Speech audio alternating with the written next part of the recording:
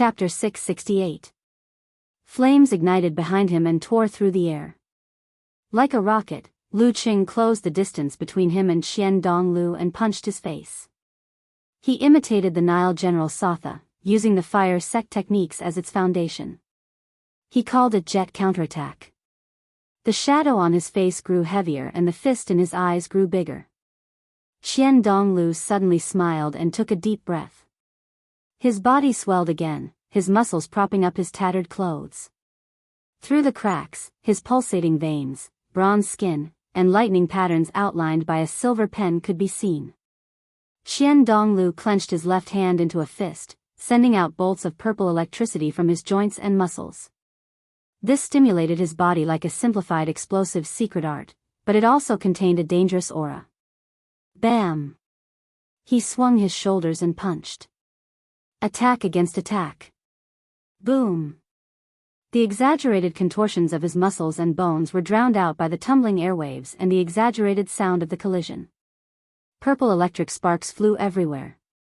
Against such a backdrop, Lu Cheng's body swayed and he took 2 steps back. The Thunder Sect's martial arts were known for their ferocity. After a long battle, the heavily injured Qian Donglu was still slightly stronger than Lu Cheng. Bam! As Lu Cheng retreated, Qian Donglu immediately rushed forward. His left leg stepped out and his right leg tensed to deliver a low kick, no higher than the knee joint. Lu Cheng's right fist was still numb from the electric shock. His opponent's movements were swift and fluid, giving him no chance to use force concentration to neutralize the effects.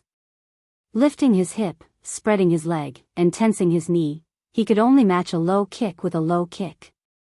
Bam! As the 2 feet collided, both shoes shattered into flying butterflies, some burning with purple flames, some entwined with electric sparks. Lu Qing swung his left leg back and took a large step back, widening the distance between them.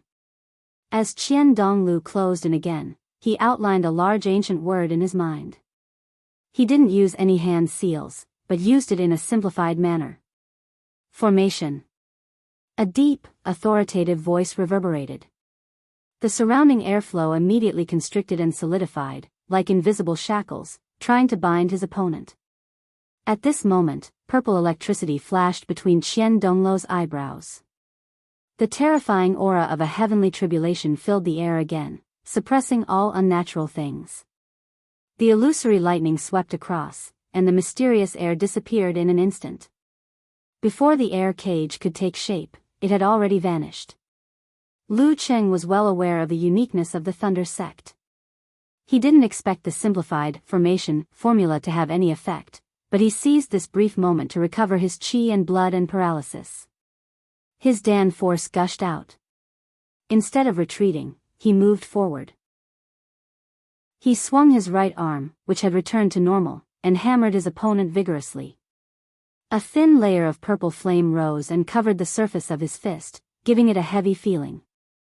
At the same time, he hid his strength in his left shoulder and was about to launch a series of slashes. He was going to inject needles crazily into the martial saint, who only had one arm to use. He was going to maximize his advantage. Facing Lu Cheng's attack, Qian Donglu suddenly lowered his body. Like an agile monkey, he changed his position slightly and positioned himself in front of Lu Cheng's right. This made it difficult for Lu Cheng's follow-up left punch to land. Crack! Turning his left palm into a knife, Qian Donglu raised it and chopped at Lu Cheng's right wrist. Purple flames flowed from the cut, and electric sparks shot out. Without waiting for Lu Cheng to turn and punch with his left fist, Qian Donglu used the momentum of the downward rebound to bend his left arm. With a bam, he hit his opponent's chest with his elbow. Lu Cheng's prepared left arm swung and turned his fist into a palm. He blocked horizontally and barely caught the martial saint's elbow joint. Even so, the back of his palm was pressed against his chest, making him feel suffocated. Lu Cheng couldn't care less about this. His hair stood on end. Without thinking, he circulated his qi and blood to stimulate his body and executed the simplified fighting formula. His muscles swelled. With a shake of his left palm, he shook Qian Donglu out. At this moment, his opponent had smoothly retracted his arm. He changed from a bump to a lean, using a long saber after a small knife. Boom! Qian Donglu, who had been thrown out, leaned against the air. His invisible force produced a sound akin to a sonic boom. Lu Qing couldn't help but feel lucky. If he didn't have the ability to detect danger and reacted half a beat slower, he would have been hit head-on and followed in Dragon King's footsteps. Qian Donglu had done all this with only his left arm. Through his grasp of timing, judgment of the situation, and observation of his own body, he had turned something rotten into something magical. Although he was a martial artist who was good at improvising in battle, he was still too green and inexperienced compared to the martial saint. This was a true Grandmaster. Lu Cheng's thoughts ran smoothly in his ice heart, not affecting his judgment. Using the strong wind created by Qian Donglu's head-on collision, he shifted his center of gravity, twisted his waist, and circled around his opponent. He swung his arms wide and punched continuously. Compared to before, he focused on the mesmerizing snow steps. Regardless of whether his fist collided with his opponent, he immediately changed directions after a punch. Bam! Bam! Bam! Lu Qing wasn't stingy with his flame force. Purple flames covered the surface of his fist and sputtered out continuously. This raised the temperature of the surroundings once again, causing both parties to breathe in scorching air. This was the application of Fata Morgana, suffocating hell. Just as dark clouds gathered overhead and the magnetic field on the ground intensified, Lu Qing took the initiative to change his move. He hit the martial saint with a scorching punch and ignited the scorching air.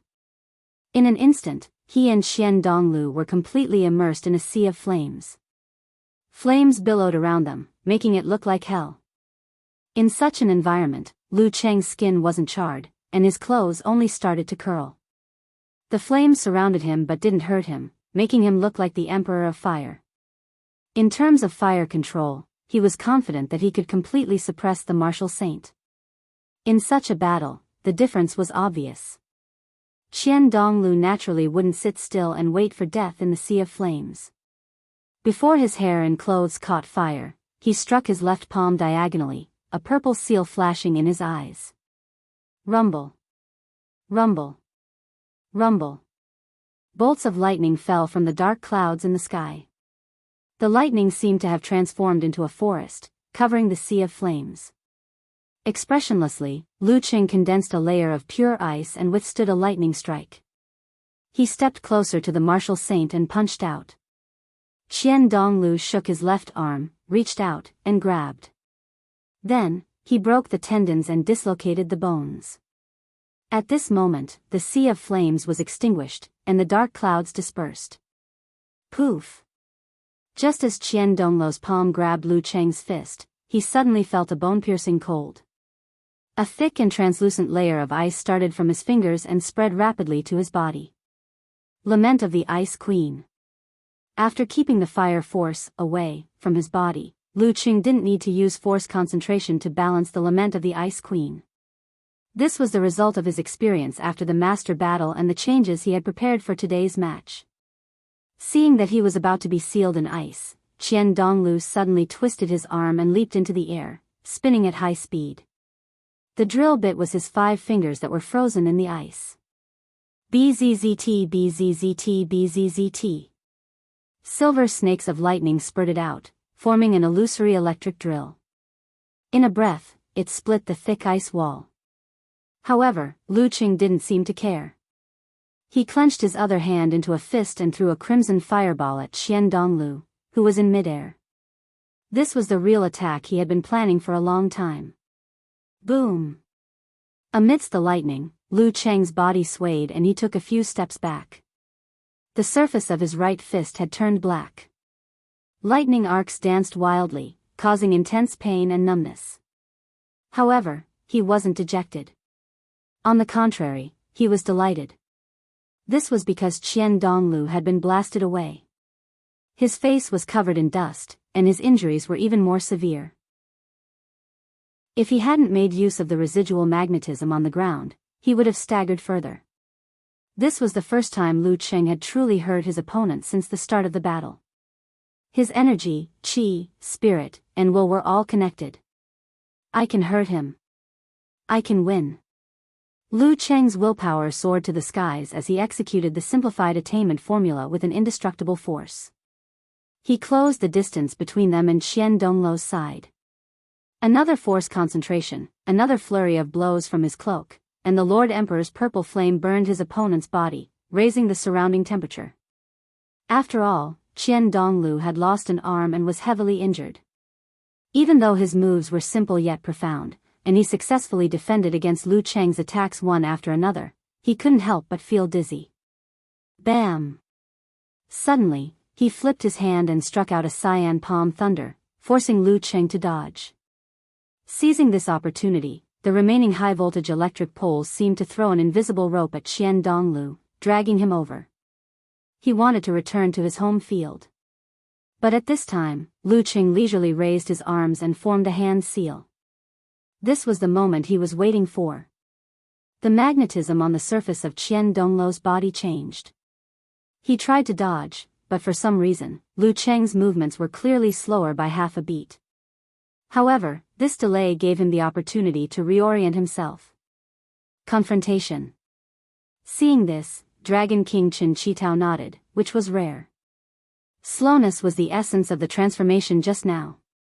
Confrontation. As the voice entered his ears, Qian Dongluo felt an uncontrollable tiredness and familiar laziness. He wanted nothing more than to lie in the shade of a tree, close his eyes, and fall asleep. He wanted nothing more than to distance himself from the battle and enjoy the peace and quiet. This was his favorite state, and he almost couldn't extricate himself from it. Lu Qing had anticipated that he might encounter a warrior sage today, so he had prepared several plans. As for whether all of them would be effective, that would have to wait. In any case, one of them was to rely on the confrontation formula and Qian Dongluo's laziness. Taking advantage of Qian Dongluo's weakened fighting spirit and slow reaction, Lu Qing closed the distance with the attainment formula. First, he struck with his left elbow, then his right fist, and then his leg to trip Qian Dongluo. Relying on years of instincts and reflexes, one-armed Qian Dongluo actually managed to block this round of frenzied attacks. However, Lu Qing finally opened up his stance. Without making any adjustments, Lu Qing stepped on the ground, turned his body, and crashed into Qian Dongluo. Bam! Qian Dongluo's arm was swatted away weakly. His chest bones were fractured, and he staggered backwards. Lu Qing took a step forward and used force concentration to draw the fighting formula. His body expanded, and his powerful qi and blood seemed capable of harming others. He swung his arm and punched at the warrior sage. Qian Dongluo's eyes glowed. His entire body seemed to turn illusory, turning into streaks of lightning. Silver, deep purple, and green exploded. Lu Qing didn't make any adjustments. He just punched with his eyes wide open. Boom! As if there was an explosion, Qian Dongluo sank knee-deep into the ground.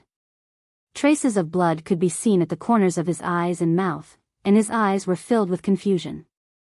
Lu Cheng's entire body was convulsing. Electricity danced on the surface of his body, paralyzing all his muscles.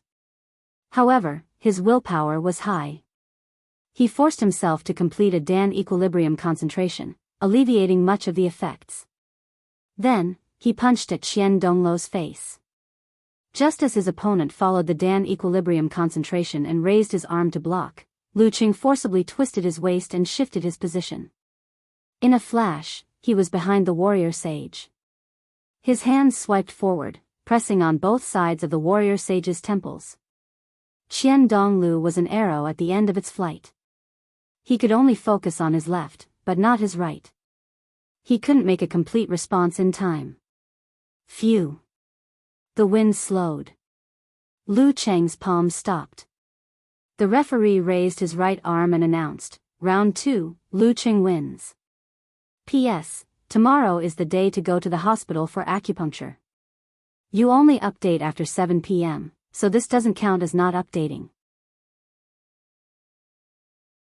Chapter 669. Second round, Lu Qing wins. As the referee's voice entered his ears, Qian Donglu's slightly arched figure was reflected in his pupils.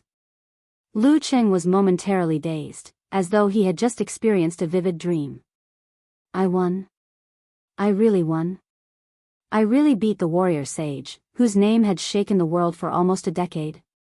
Even though he had fought a tough battle and was heavily injured, he was still a matchless mighty one who no one could compete with except for the Dragon King.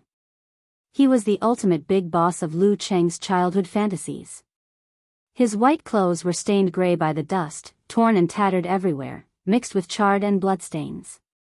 Beads of sweat rolled down his forehead at a speed visible to the naked eye. His right arm hung limply, and his left hand was barely raised halfway, trembling slightly. Purple electricity danced on the back of his head.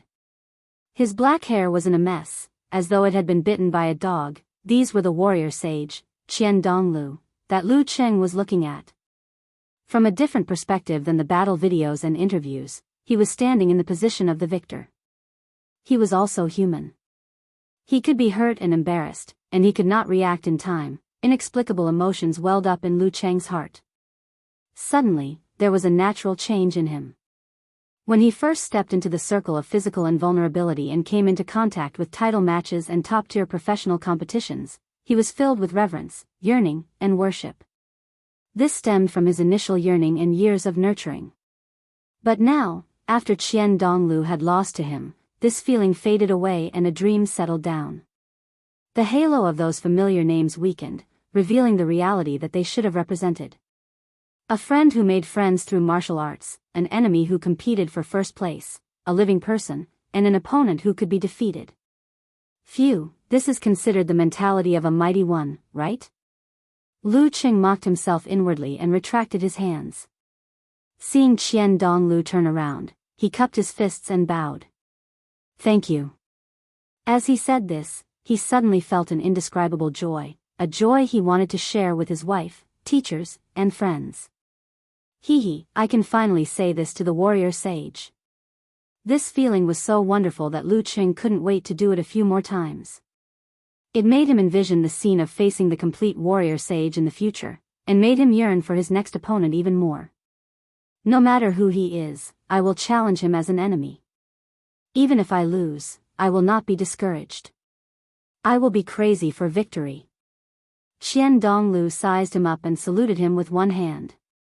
His lips curled into a mechanical smile as he walked towards the Shangqing sect's seating area. This kind of reaction makes me happier than saying, not bad. Lu Qing thought as he seized the time to recoup his qi and blood, reducing the main negative effects of paralysis and uncontrollable nerves in preparation for facing the second mighty one of the Shangqing sect. Who is he? What was he better at? As the thought flashed through his mind, Lu Qing suddenly froze. He realized that he had no impression of the second physical invulnerability fighter from Shangqing sect. Who is it? Why didn't I pay attention to it? At the same time, in the Longhu Club's area, Chen Qitao was still sitting upright. However, the gloominess on his face had lessened significantly.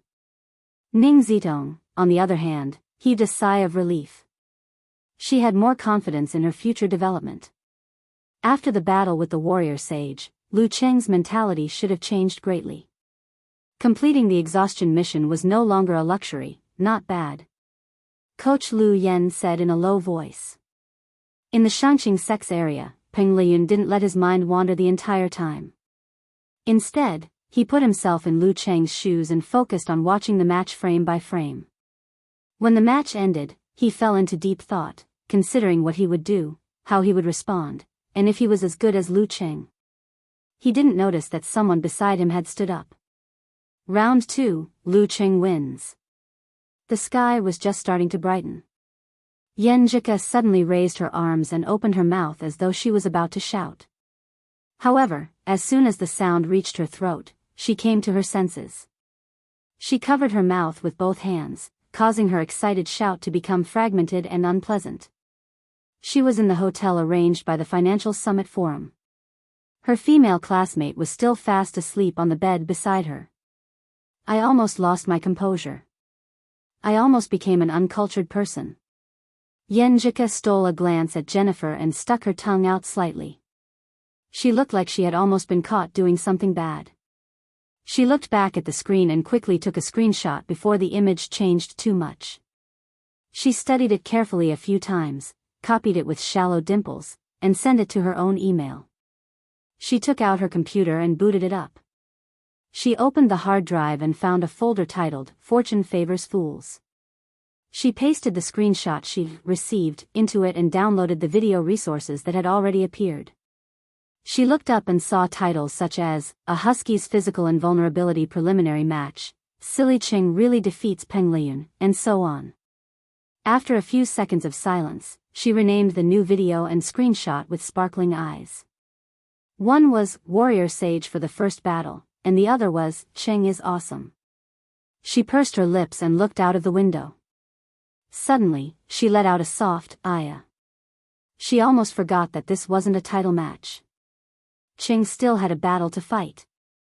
Yenjika nodded solemnly and picked up the tablet. Who is my opponent? Second round, Lu Qing wins. Kai Zhongming had forgotten to complain about the boring commentary.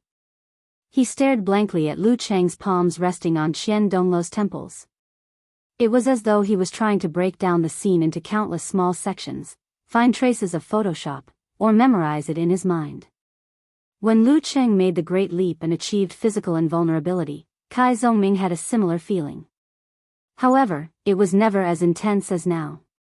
Was the mighty one who was pressing his palms against the warrior sage's vital points really the same old-fashioned, cowardly, and unconfident friend of his? If anyone had dared to make such a prediction, he would have played a good joke on them. Even if he watched a person slowly transform and succeed, when he reached a level he didn't even dare to dream of in the past, would it still feel surreal and like a dream? Kai Zhongming took a deep breath and sent a bullet comment. My bro. The moment he said this, he received an intense response. The screen almost exploded with messages. My best friend. My big brother. My husband. My child's father. My father. Grandpa. Damn it, what kind of people are they? They're even more shameless than me. Kai Zhongming couldn't help but laugh. The second round, Lu Qing wins. Upon hearing this, eternal nightfall, Yan Shaoling immediately jumped up and took a perfect screenshot. She then posted it on the forum. I've succeeded in my first challenge against the warrior sage. What's the big deal? As long as you're in the top professional competitions, there will be a similar situation sooner or later. Unparalleled Dragon King pretended to be dismissive of Yan Shaoling's excitement. Yan Shaoling didn't mind at all. The beginning is always the hardest. After this, there will be a next time. Now it's the warrior sage with 30% HP. In the future, it will be 50%, 70%, 90% warrior sage, complete body warrior sage, explosive body warrior sage. Just thinking about it makes me excited. Are you playing a game? How can you say something like that? Brahman was shocked. Shivering emoji, I'm just applying what I've learned. When I think of the scene that will happen, I can't help but cry. Yan Shaoling changed her mind. Nyechichi. They immediately heaved a sigh of relief and said one after another, it's still stupid Ling. It's still Chao Zi with a touching IQ, alright, let's stop chatting. The third round is about to begin. Unparalleled Dragon King reminded them. Damn, I almost forgot. Yan Shaoling cursed. Who's the opponent? Brahman was confused. Probably. Unparalleled Dragon King glanced at the participant list. Taoist Wu Guang. Why do I feel like there's a typo? At this moment, Lu Qing had already seen his next opponent. His silver hair and black hair were split in half. He had a gentle temperament, neither tall nor short, neither thin nor fat. His looks were average and lacked any distinguishing features. Wu. Taoist Wu Guang. Lu Qing finally recalled this name from the depths of his memory. He remembered who his opponent was. the sect leader of Shangqing sect, the mighty one with the least sense of presence. Before coming to Sky Thunder Mountain, he had watched many of his competition videos and summarized many useful things. He had made preparations specifically for this. How could he have almost forgotten about him? That's right. What did I figure out? Why do I feel like he's ordinary and doesn't have any strong points? While Lu Qing was racking his brains to recall, Taoist Wu Guang was already standing in front of him with a long sword shining with a metallic luster. They were about 30 meters apart, surrounded by toppled high-voltage electric poles. Broken wires crisscrossed the ground and intersected with the remaining ones in the air. Chapter 670.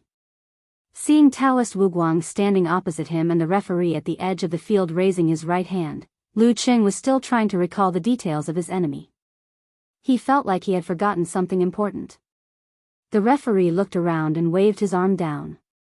Gathering the qi in his dantian, he announced, "Begin." Clang! Taoist Wu Guang's metal longsword suddenly let out a dragon's roar and left his hand. Electricity swirled around it.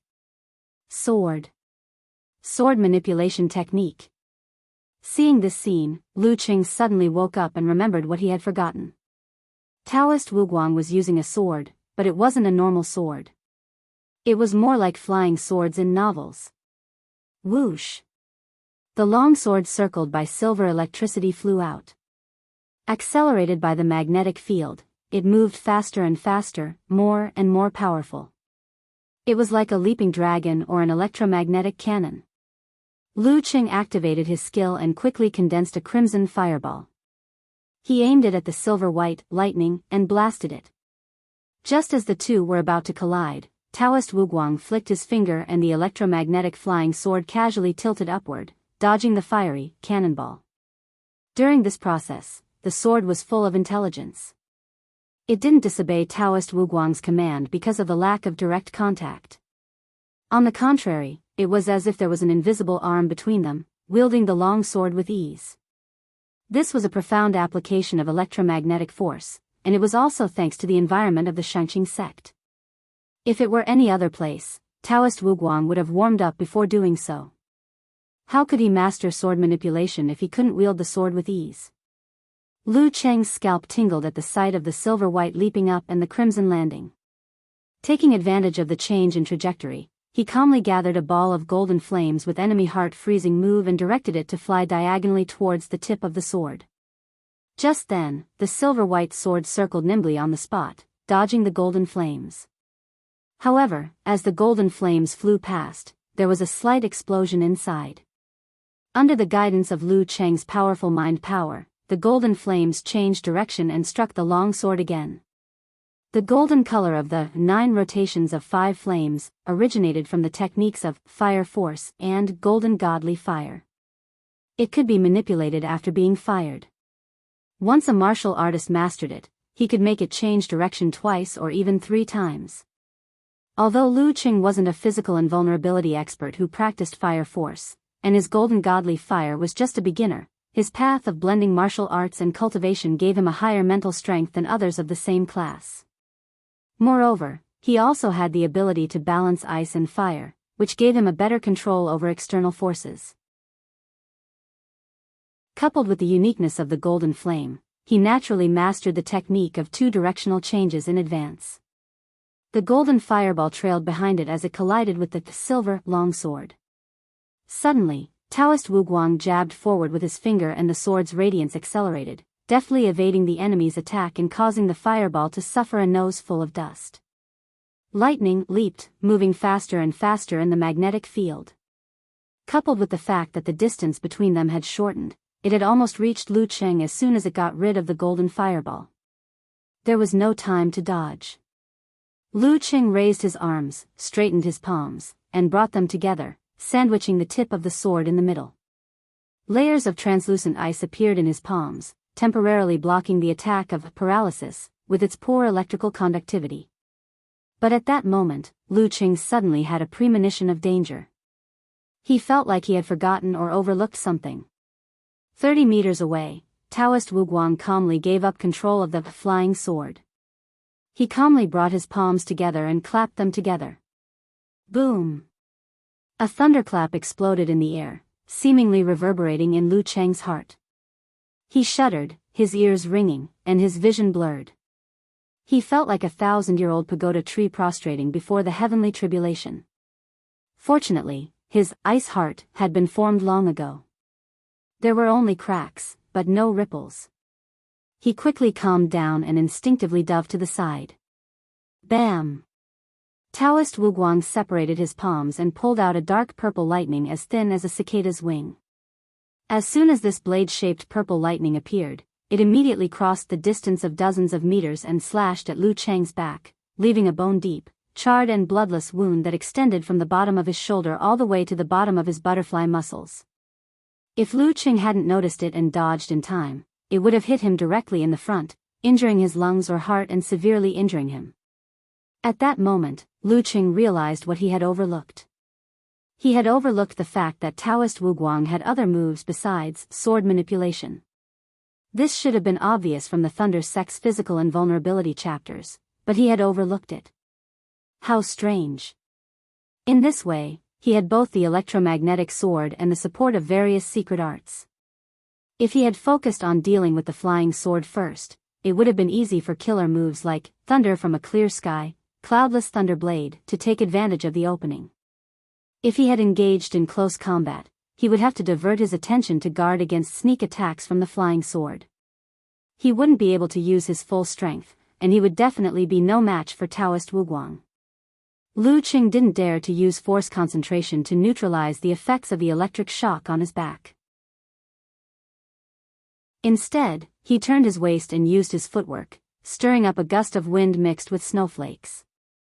He narrowly avoided the horizontal slash of the electromagnetic sword that had escaped his control.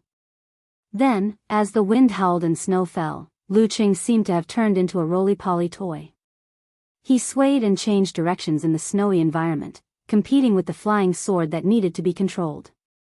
Soon, he gained the upper hand and started closing in on Taoist Wuguang.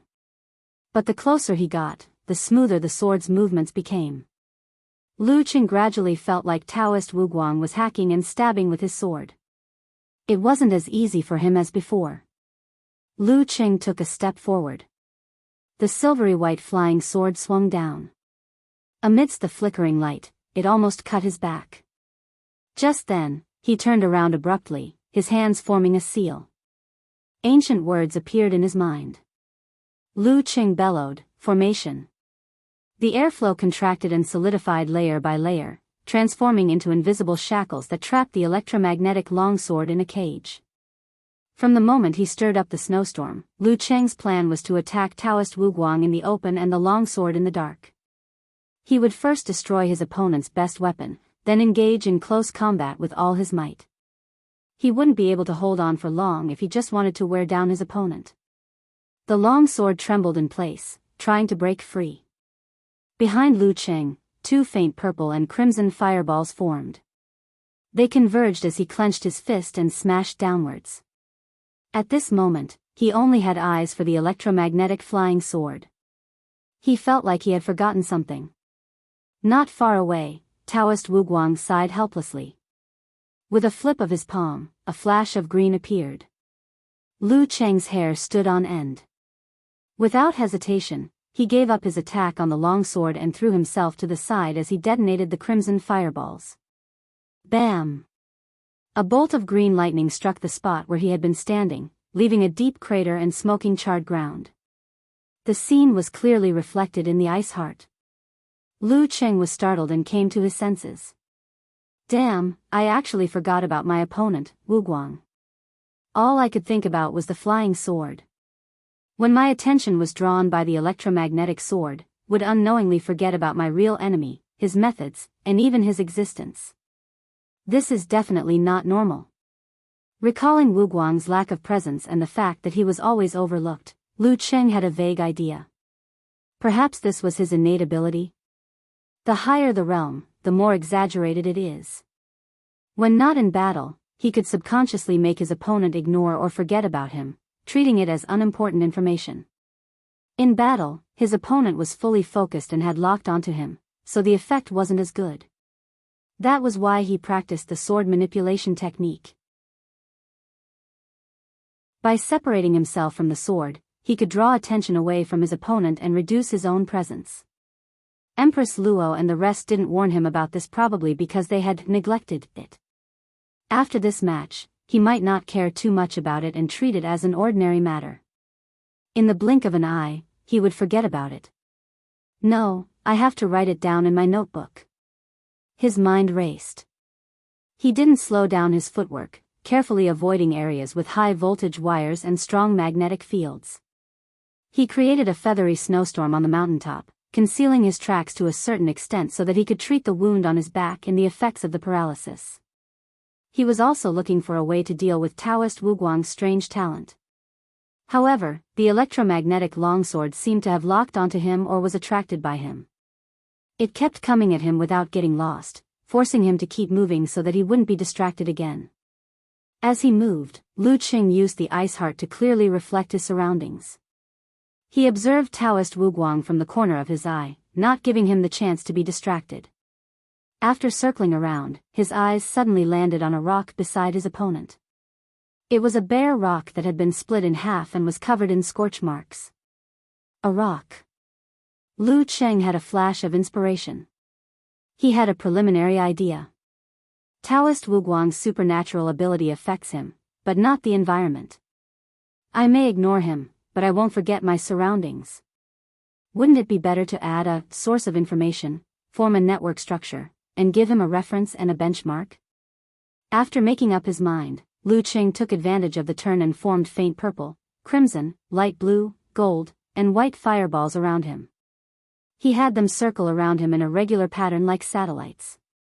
After taking one last look at Taoist Wuguang's position and confirming that there wasn't much change, Lu Qing suddenly turned around, clenched his fist, and punched at the electromagnetic flying sword that was chasing after him. He clenched his fist and met the tip of the silvery white sword head-on. At the same time, the 5 colored fireballs around him flew out and enveloped the 2 halves of the charred rock, its front, back, sides, and Taoist Wuguang. Seeing this, Taoist Wuguang lowered his waist and leaped into the air, shooting into the distance like a bolt of lightning. Behind him, explosions rocked the air, sending clouds of dust into the air. Purple and gold flashed in a myriad of colors. As Taoist Wuguang dodged, the electromagnetic flying sword seemed to have lost most of its spirituality and became rather dull. It was hit by Lu Qing's punch, bending its body and whimpering as it flew backward. P.S. I forgot to set a time for today's chapter. Just treat it as an early release. Chapter 671. After sending the electromagnetic longsword flying with a punch, Lu Qing used his cosmic universe sect technique to quickly form new crimson, faint purple, light blue, gold, and dazzling white. Instead of firing them all at once, he had them follow Taoist Wuguang's footsteps in a chain of bombardments. During this process, at least 3 fireballs circled and circled around him, as though they were man-made satellites or divine immortals. Boom! Boom! Boom!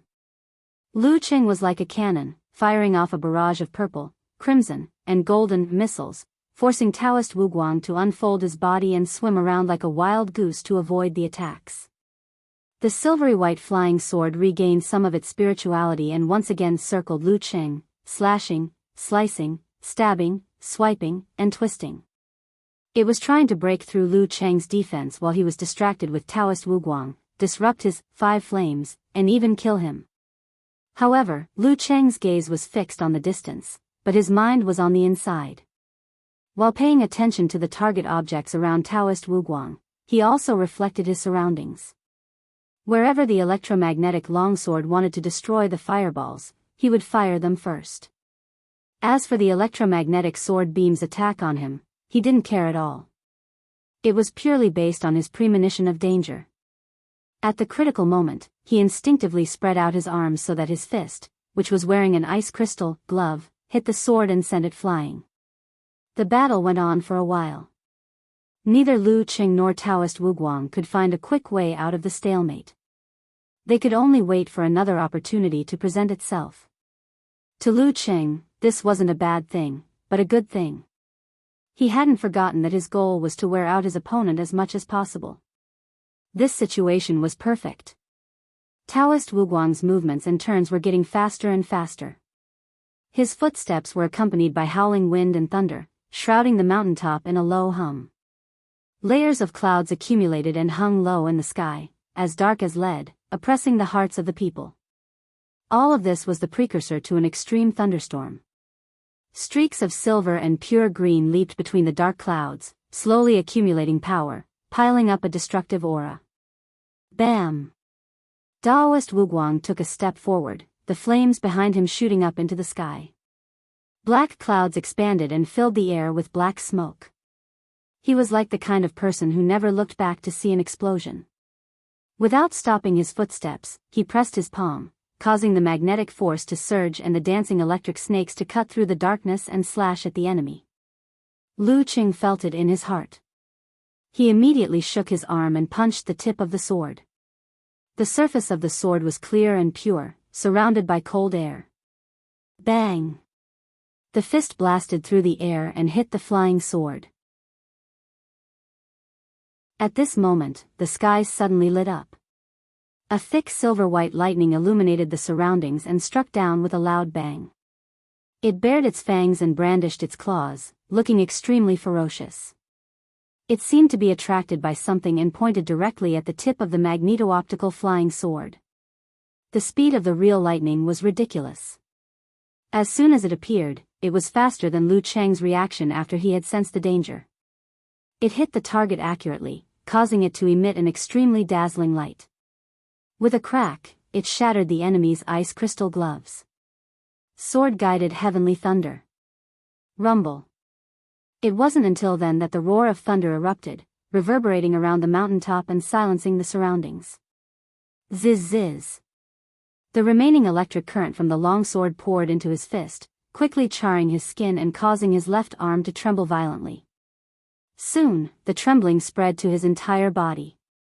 He wanted to break free, but it was as if he was stuck there. After the initial and most violent paralysis, Lu Qing forced himself to hold on. He gathered his remaining strength, gathered his qi and blood, concentrated his spirit, and equaled his dantian. With a whoosh, he pulled back his left arm, severing the connection. However, Taoist Wuguang had already closed in on him at lightning speed. His right hand gripped the hilt of his sword firmly. He lifted it up and struck again. Another bolt of lightning struck. After the heavenly thunder, he seemed to have temporarily lost the ability to control his sword from a distance. Bam! Lu Cheng's dantian qi exploded, his muscles bulging. His fist shot up to meet the attack. First, it spurted out the invading silver-white lightning, then formed a thick layer of ice. Rumble. Rumble. Rumble. Each strike of Taoist Wuguang's was faster than the one before. With each strike, he absorbed the heavenly thunder. His sword moves were simple and unadorned, but there was an indescribable mystery to them. Just like the lightning in nature, they seemed to be common, but they contained the most basic and mysterious principles. The 9 tribulations fell one after another. There seemed to be no gap between the sword radiance and the lightning. Although Lu Qing tried his best to defend himself, even using the momentum to raise the surrounding temperature and create a suffocating hell, he couldn't break free. Gradually, he began to falter. Bam! The sword radiance expanded, turning into a bolt of lightning without branches. It struck Lu Cheng's raised arms, shattering the ice wall. Smoke rose from his body twitched, and his legs went numb. He flew backward involuntarily. At this critical juncture, Lu Qing couldn't care less. He threw the remaining 3 fireballs hovering around him forward. Purple, red, and gold flashed in an instant. Rumble. The huge flames and exaggerated smoke forced Taoist Wuguang to move and defend himself with his sword. However, Lu Qing didn't take this opportunity to catch his breath. As soon as he landed, his legs gave out and his body went numb. He staggered and crouched. His momentum dimmed and his breathing became weak. Clearly, he had been badly hit by the lightning and couldn't even perform a forced concentration. Yenjika and the others in front of the screen either bit their lips or took a deep breath. Their hearts were in a mess, and their hearts were in a mess. Seeing this, Daoist Wuguang spun on his heel and circled around the remnants of the explosion. He lunged at his opponent with his long sword, lightning snake circling around his body. At this moment, Lu Qing suddenly steadied himself. He straightened his crouched back and punched forward with both fists like dragons emerging from the sea. Darkness appeared around his body. It was extremely deep and serene. Little bits of fire energy were embedded within it, like the bright stars in the night sky. As they slowly flowed, a boundless, and extremely dangerous feeling pervaded the air. This was Lu Cheng's ultimate move, Cosmic Phantom. His earlier display of weakness was half real and half fake. With the help of a secret cultivation technique, he concealed his actual condition and made himself appear weak and numb to lure Daoist Wuguang into his trap. This was one of the tricks he had prepared for powerful opponents before the match. It was a way to turn the tables when he was at an absolute disadvantage.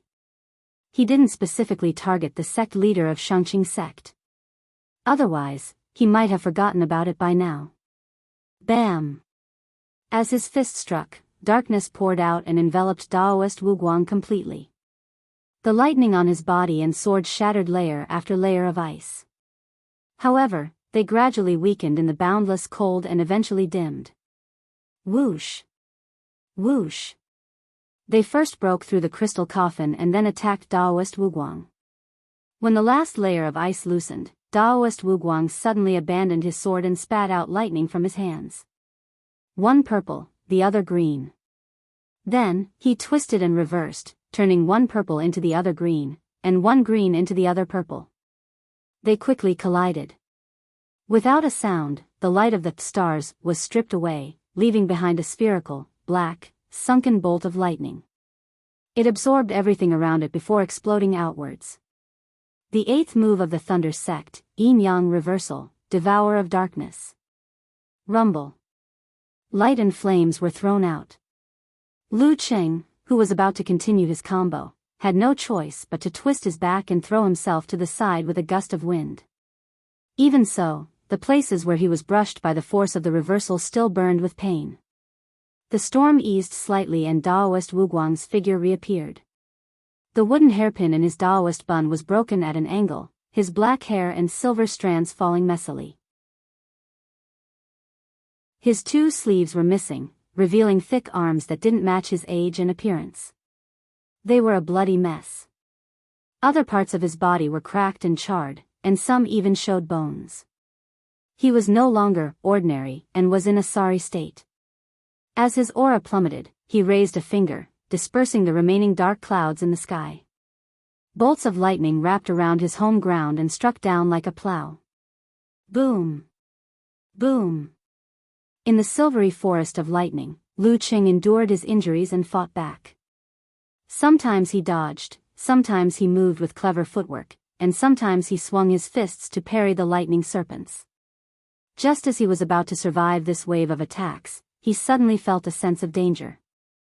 Without thinking, he took a step back and swung his forearm to the side. Bam! His muscles, which were condensed into ice walls, smashed into a silvery white sword blade, causing it to bend and fly backwards. Daoist Wuguang's electromagnetic longsword had taken to the air again. He had almost succeeded in his sneak attack. With the successful attack and the lightning dissipating, Lu Qing didn't feel happy. Instead, he felt an even stronger sense of danger. Bam!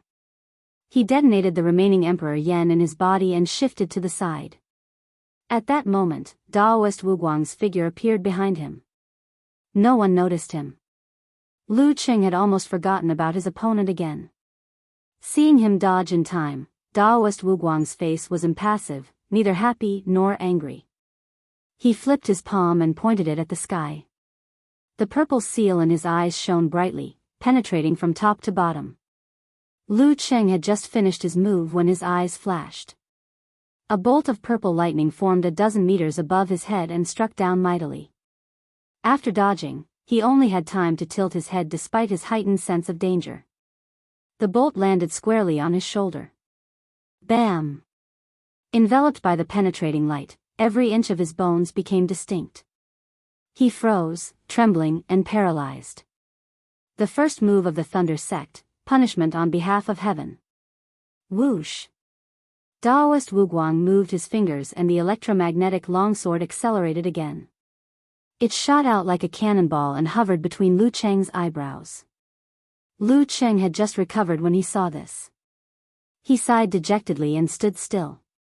The referee raised his right hand and announced loudly, "Round 3, Daoist Wuguang wins." Chapter 672. Round 3, Taoist Wuguang wins. Lu Qing didn't feel that anything was amiss when he heard the announcement. Instead, he focused more on assessing his own emotions. Every defeat made him feel dejected, and this match was no exception. Although he had injured his opponent and drained him of his energy, achieving his initial goal, Lu Qing still felt that he could have done better and lasted a little longer. He shouldn't have lost so easily. To be honest, this was the first time he had encountered an opponent like this.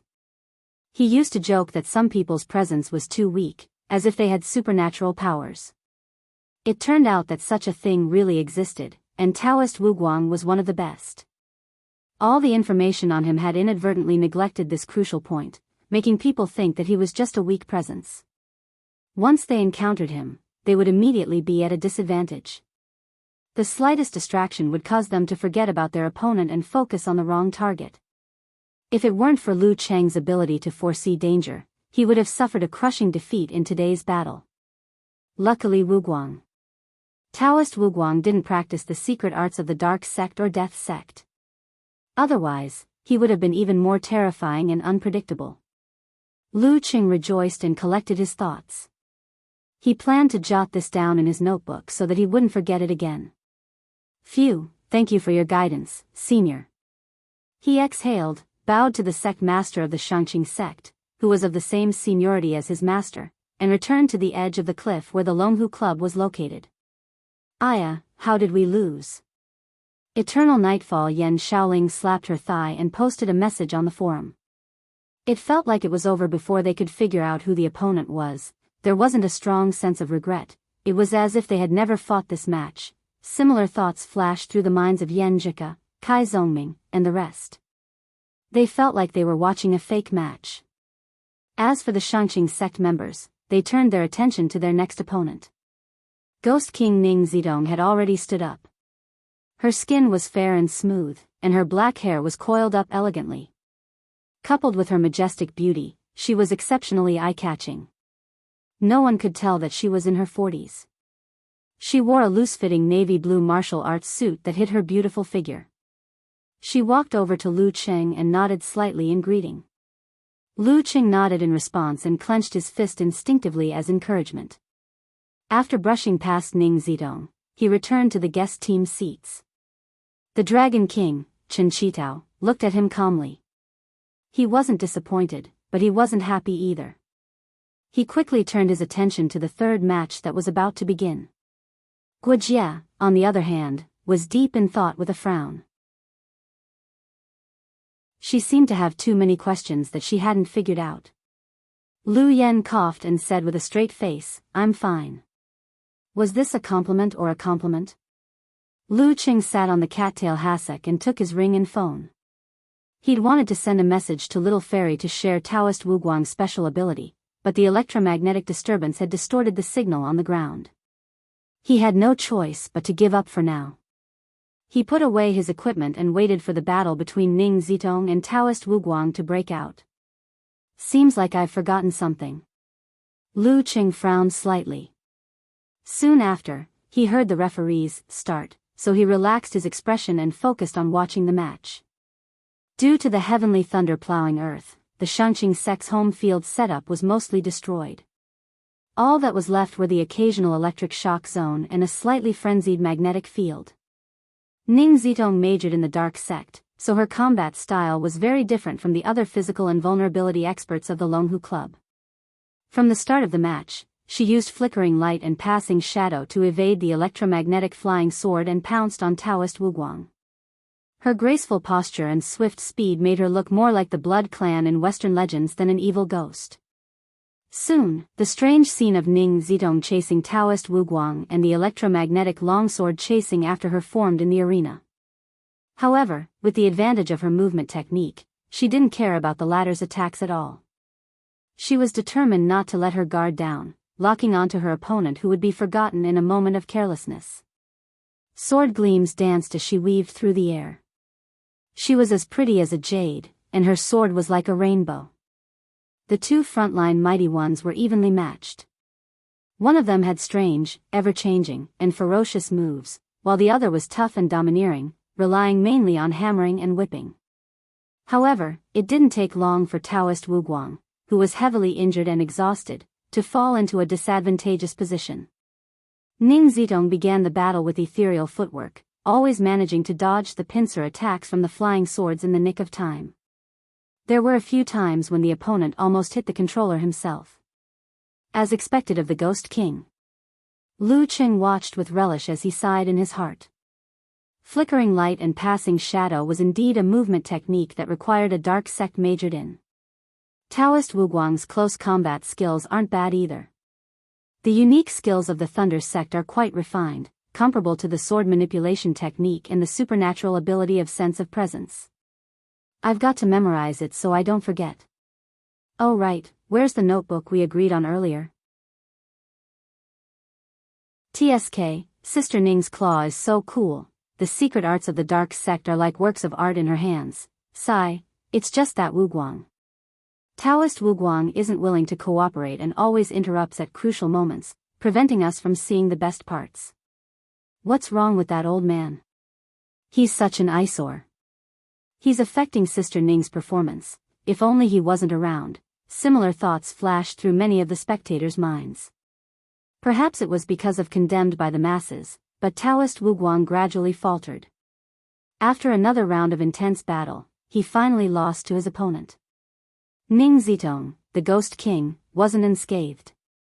There were several tears and holes in her navy blue martial arts suit, revealing charred skin and flesh underneath. In addition, a sword mark extended from the right side of her back to her neck, leaving behind a hideous wound and fresh blood. This didn't ruin her image. Instead, it added to her wild and seductive beauty. Words like Bloody Mary popped up in Lu Cheng's mind. Round 4, Ning Zitong wins. As the referee's voice entered his ears, Lu Cheng's gaze shifted to the Shangqing sect seating area. Peng Liyun, in his white robes, stood up straight purely on the strength of his waist. His hair was still short and crisp. His eyes glowed as he focused. It was as though countless lightning bolts were striking down from the ninth heaven. Step by step, he quickly reined in his fluttering thoughts. The aura around him grew fierce, as though it was hiding extremely destructive lightning.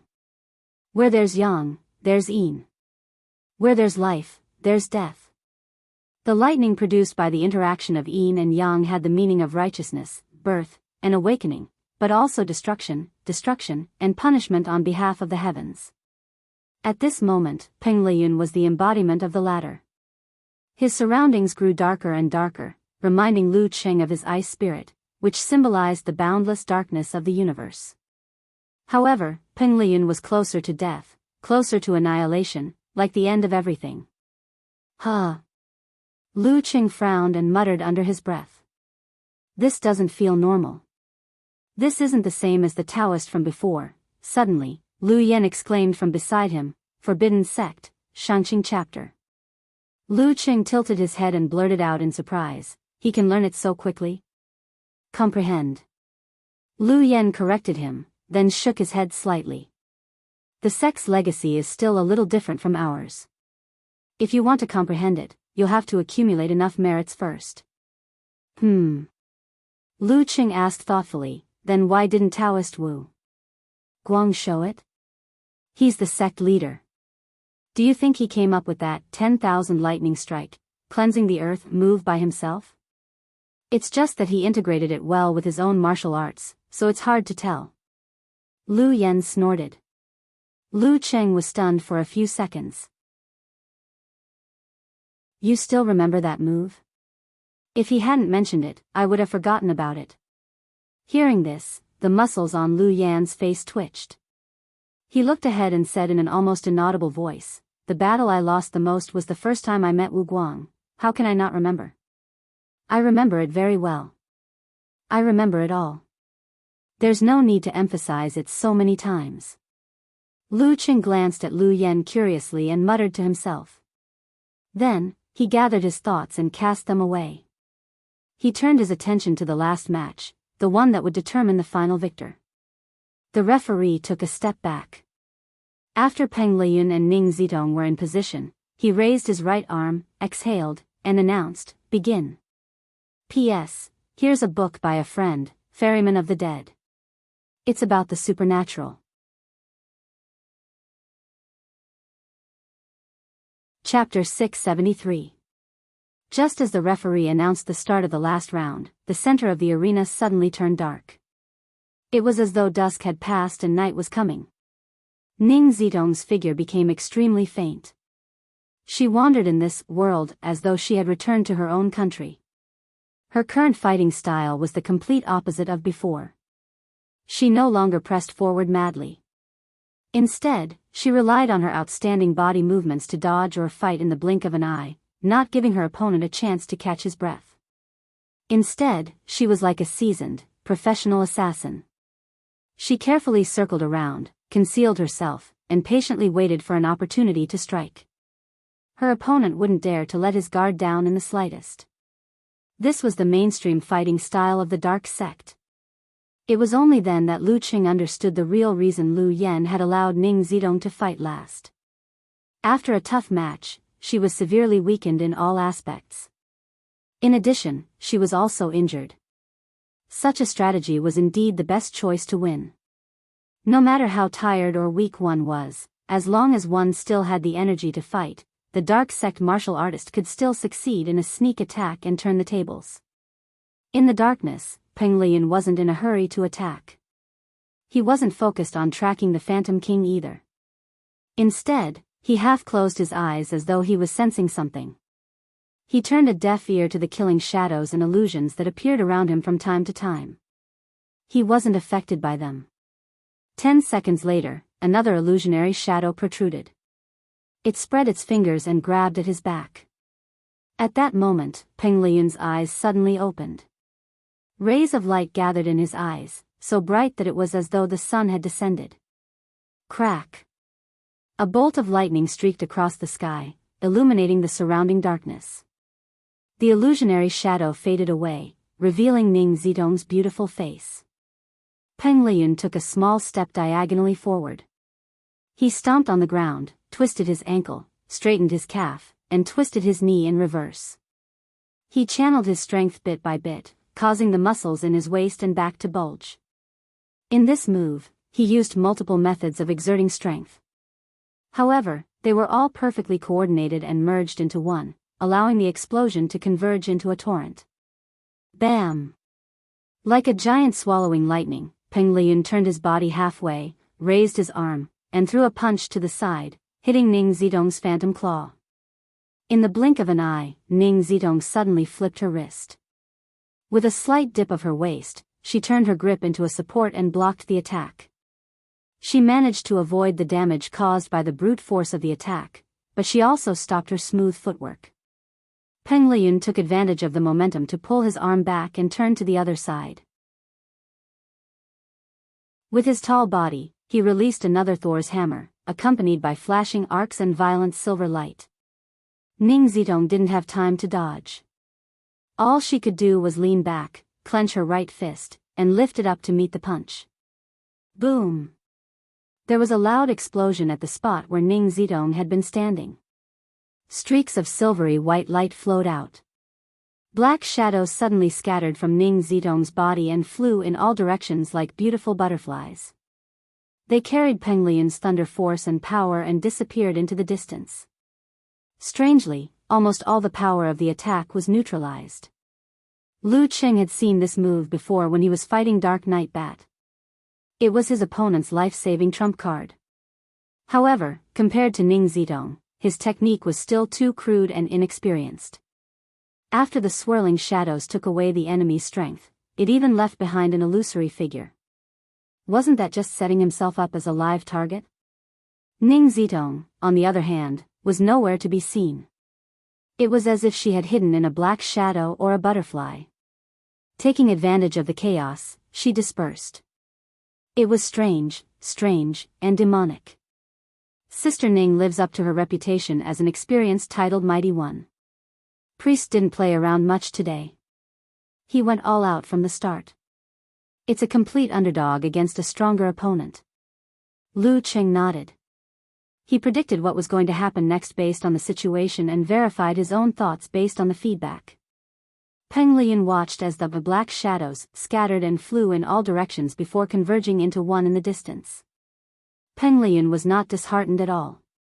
With a calm expression, he raised his hands and clapped inwards. Just as Lu Qing thought he was going to hear a bolt from the blue, the clap was a dud.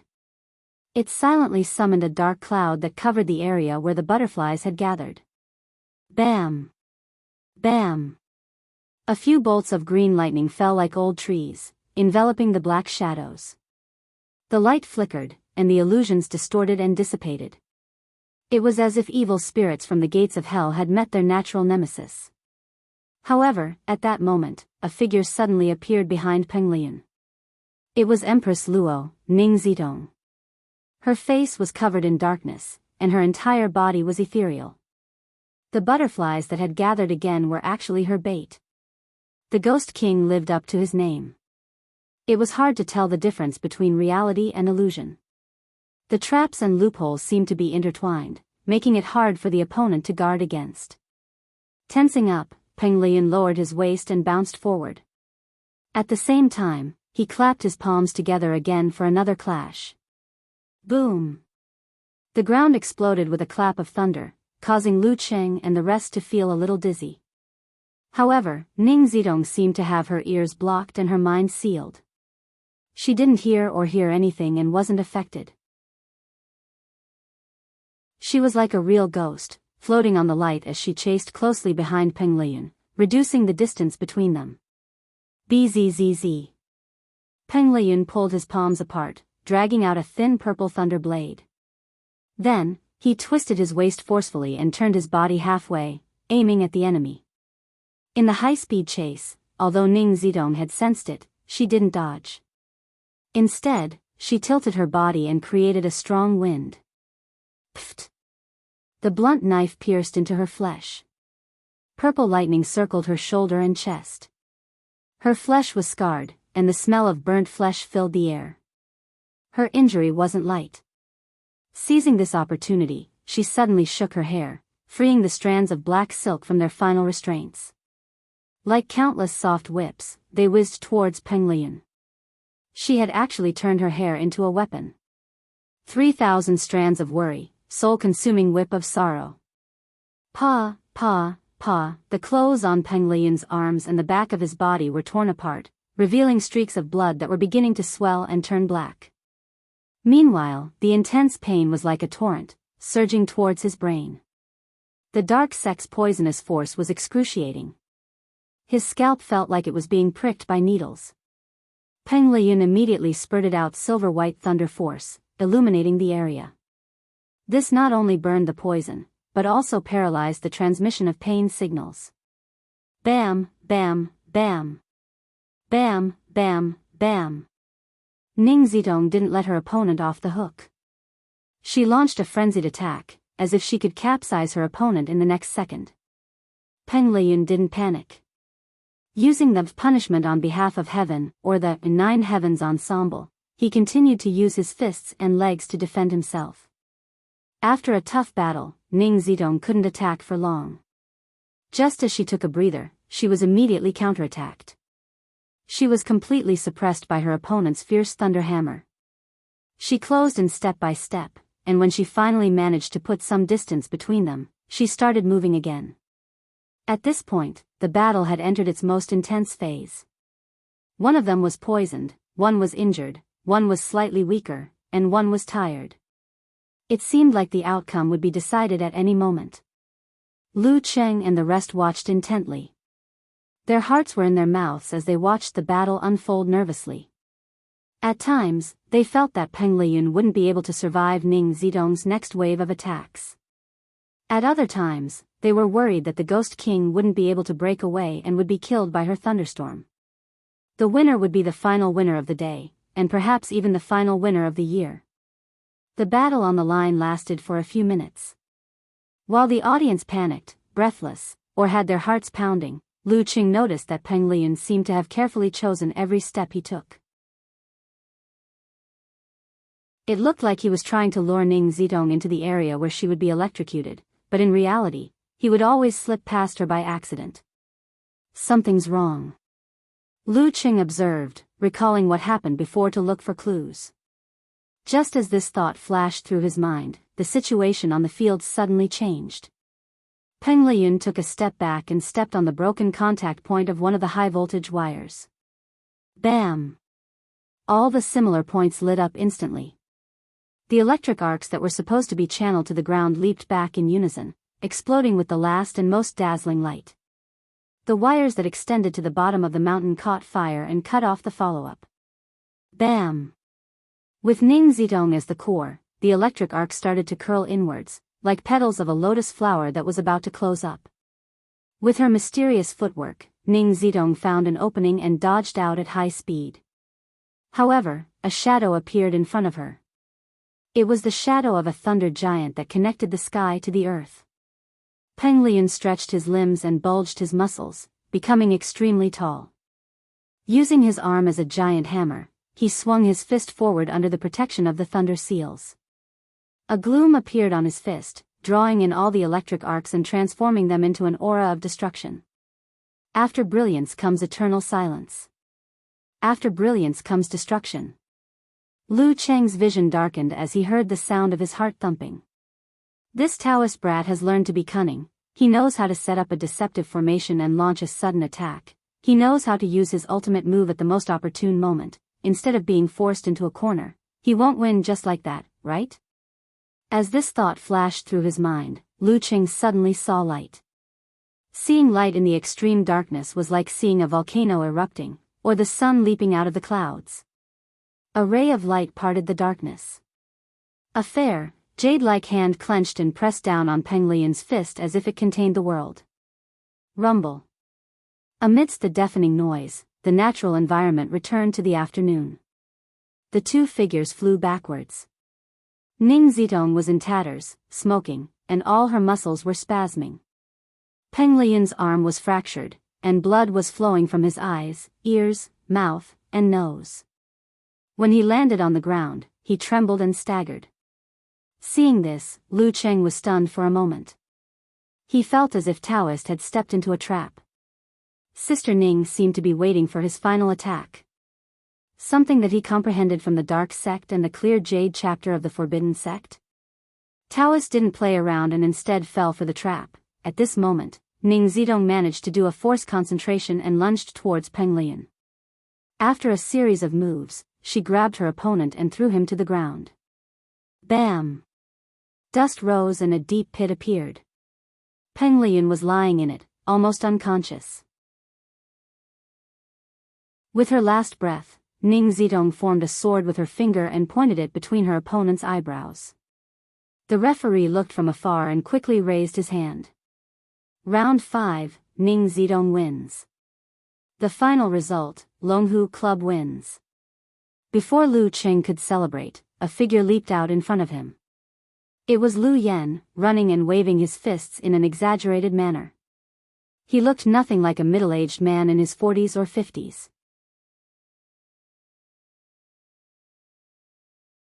Chapter 674. F***CK, aren't you afraid of getting beaten up? Lu Cheng, who was supposed to be celebrating, was shocked by Coach Lu Yan's reaction. He forgot what he was supposed to do. The Shangqing sect substitutes didn't look too happy. Even the monks, Yun Yan and Ming He, had unfriendly looks in their eyes. If a fight breaks out, the referee won't be able to stop it. You're in your 40s or 50s and have seen all kinds of storms. Do you have to be so agitated? Look at Sister Ning and the Dragon King. They're just like kids. Lu Qing subconsciously complained. He turned his gaze and saw Empress Luo, Ning Zitong, walking back. He quickly went up to her and praised her with a smile. I thought you would lose that move just now, Sister Ning. Supported by her disciple, Guojia, Ning Zitong replied with a smile, I was waiting for that move of his. Otherwise, I wouldn't have lasted much longer. How did you know Peng Lian would use that move? Lu Qing blurted out in surprise. Ning Zitong took a deep breath to cover up the pain in her body. She chuckled and said, given his personality, he would definitely use it unless he didn't fight or didn't gain anything. How could he resist not using it, trying it, and putting it into practice? Why does she sound so familiar? Lu Qing was shocked again. There was nothing wrong with describing priest in this way. But to say that everyone knew about it, looking at Lu Qing's dumbfounded expression, Ning Zitong half joked and half explained, do you think we don't research our juniors' personalities, habits, and fighting styles? After confirming that Peng Lian had a higher chance of winning, I started thinking about many things. I've eaten salt before. Anyway, I'm very knowledgeable. TSK, as expected of the previous mighty ones. Priest is being targeted. What a wily old fox. Lu Qing was enlightened. Immediately, he had a question that he was too embarrassed to ask. What kind of personality do I have in the eyes of the older martial artists? What kind of habits do I have? What kind of fighting style do I belong to? At this moment, Ning Zitong was disturbed by Lu Yan's celebration. She glared at him. This person is really the same as before. Don't worry about him. If he gets beaten up later, don't worry about him either. All right. Before Lu Qing could finish his sentence, he saw the Dragon King, Chen Qitao, who had been sitting steadily like a mountain with his sternum broken, slowly stand up. His face was solemn, but he seemed to be impatient as he walked towards the Shanqing sect seats. After this match, the Longhu Club's World's #1 title was in the bag. Chen Qitao stopped in front of Taoist Wu Guang and cupped his hands. Then, he went to warrior sage Qian Donglu and did the same without any expression on his face. In a trance, Lu Qing seemed to smell a little joy and smugness, but he also felt that it was his imagination. If the Dragon King lost and the warrior sage came to greet him, he would definitely leave in a huff and wouldn't consider anything else. However, the warrior sage was not only lazy, he was also someone who cared a lot about his reputation and image. As he pondered, Lu Qing saw Qian Donglu return the greeting gracefully and say a few words of congratulations and modesty, even though his face was dark and gloomy. Excellence in one, complexity in a variety. Chen Qitao nodded slightly and didn't say anything else. He repeated his words, looked around, nodded in acknowledgement, and turned to leave. Lu Qing vaguely saw warrior sage Qian Donglu's forehead twitch a little. At the same time, he caught a glimpse of Coach Lu Yan celebrating in front of the Shanqing sect members. He paused in confusion and sized them up. He looked lost, as though he had forgotten his original goal. No one noticed that after the Dragon King cupped his hands, Taoist Wu Guang let out a long sigh and slowly walked towards the passageway leading down the mountain. Lu Qing looked around, gathered up his mixed feelings of joy and emotion, and came to Peng Lian's side. Before he could open his mouth, the young martial artist, who was always in a daze, said in a slightly confused tone, "That's right. I think I can win this match, this kind of Taoist is rare." Lu Qing almost laughed out loud. He replied seriously, "You're being targeted. Empress Luo is waiting for you to use that move." "I see. If only I had waited a little longer, perhaps the outcome would have been different."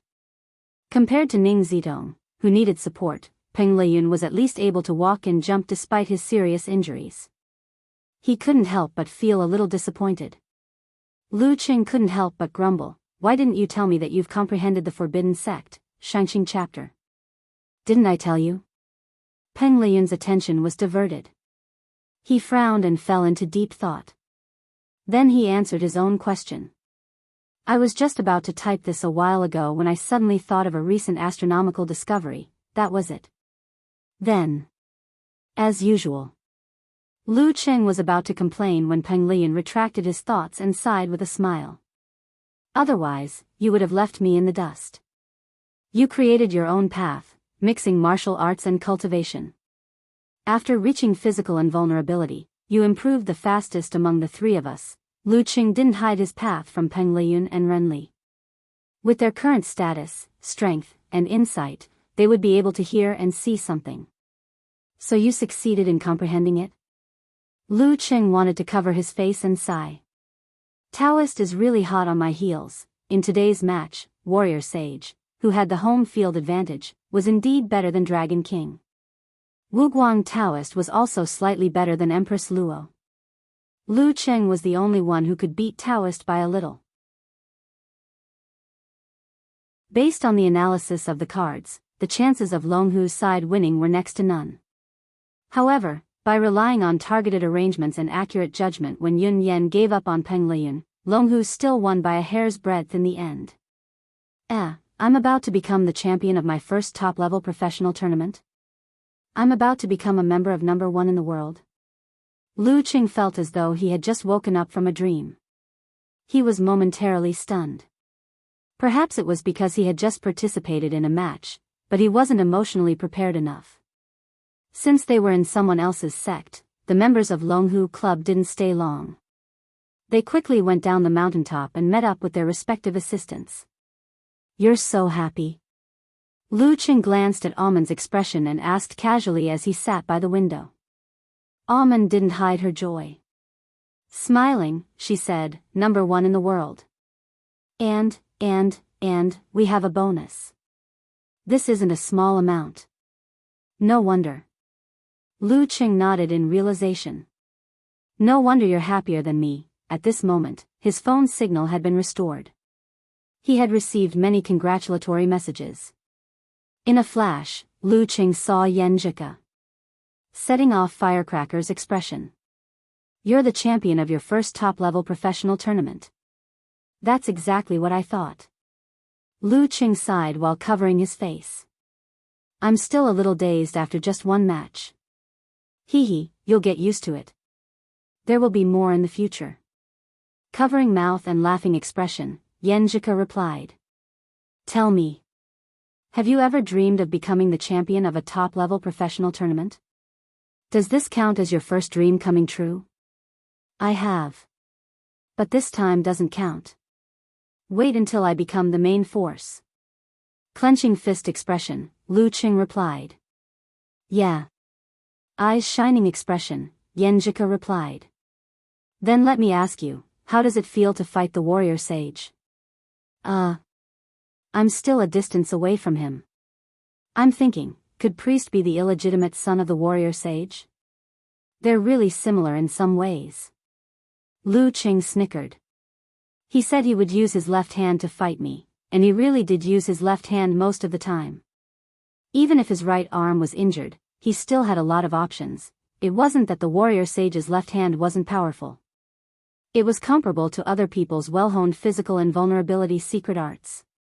But there was no need to be so limited. Sex style, I guess. Yen Jika replied hesitantly. She then asked with some doubt, what about fighting Taoist Wuguang? I always felt that this senior was nothing special. How did he become the leader of Shangqing sect and a titled mighty one? Lu Cheng recalled carefully and suddenly realized. He used the sword manipulation technique. He had the supernatural ability to make people forget and ignore him. I have to record it in my notebook. I almost forgot about it. Luckily, Kuku reminded him. He quickly pulled out his notebook, intending to write down what he had learned and experienced. So impressive. Oh right, what's with the notebook? You've never mentioned it before. Dumbstruck expression, Yen Jika replied.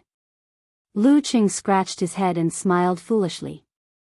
I've mentioned it before. It's a notebook that records ordinary details.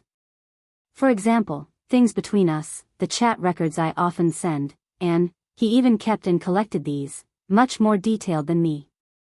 Yenjika's mouth was half open and her eyes were shining. She said, "Come, let me appraise it." The couple reminisced about the sweet memories of the past.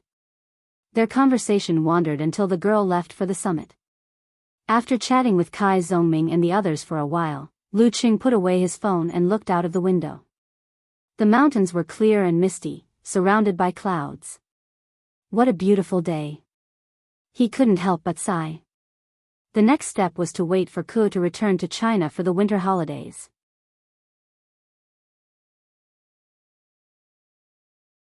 Chapter 675.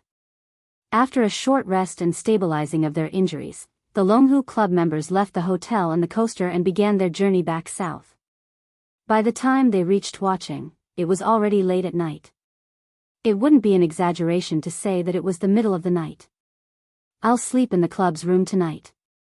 Lu Qing walked out of the car and looked up at the sky. Dragon King, Chen Qitao, and Empress Luo, Ning Zitong, were both severely injured. They alighted at the club's affiliated hospital. Although their self-healing abilities were strong and they could recover quickly by themselves, as martial artists, they had to have enough self-awareness. That is, if they could recover a little earlier, they had to do so. If they could reach their peak condition a little earlier, they had to do so earlier. Accidents wouldn't wait for you, and neither would your enemies. Any mighty one with rich experience in war-torn zones understood this, including Chen Qitao, Geezer Shi, Lu Qing, Peng Liyun, and Ren Li. Therefore, using modern medical technology to speed up the recovery of injuries was a natural choice. Even the proud and awkward Dragon King wouldn't reject it. Hearing Lu Cheng's words, Coach Lu Yen shook his head and muttered, "At times like this, I need the bed I'm most familiar with." With that, he got his personal chauffeur to drive the SUV over and drove away from the entrance. "All right, I'll get old Zhao to rest first." Amen turned around and jogged a few steps to inform the chauffeur, Zhao Zhenhua.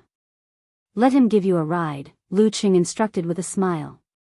"It's fine, I'll sleep in the club too. I have a room in the assistant team. It's already 2 in the morning.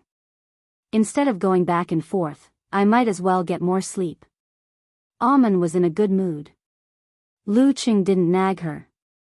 After seeing that Guojia had also chosen to stay in the club, he passed through the guarded door and took the elevator to the 5th floor. He planned to tidy up and rest.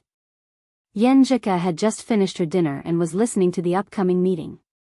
Lu Qing, who was full of energy after a deep sleep in the car, suddenly felt a little bored. At this hour, other than a few night owls, no one he knew was active. Lu Qing stood by the window and looked at the lake in the distance. He looked at the flashing neon lights and the quiet and cold darkness. For some reason, he felt like he was the only one sober when everyone else was drunk. Priest didn't relax at all. Instead, he used me as a small target and exploded with even stronger and more persistent motivation. This time, they were able to win against the High Clarity sect mainly because of luck. If their superclass Daoist Yun Yen was not injured, everything would definitely be different. I did pretty well in this match and defeated the warrior saint, who only had a sliver of health left. However, the gap between us was still very obvious. He had to guard against arrogance and rashness, and continue to work hard.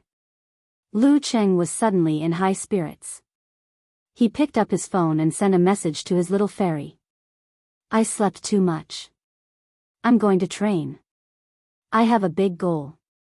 I want to catch up with the Dragon King and the Warrior Sage." After a while, Yenjika sent a smiley face emoji. "Does that mean we should get high?" Lu Qing couldn't help but laugh. He put away his phone, changed into his martial arts suit, and walked down the safety passage to the bottom floor. He passed through the cloister and arrived at the entrance of the volcano laboratory. There were people on duty 24 hours a day, which was the Dragon King's request.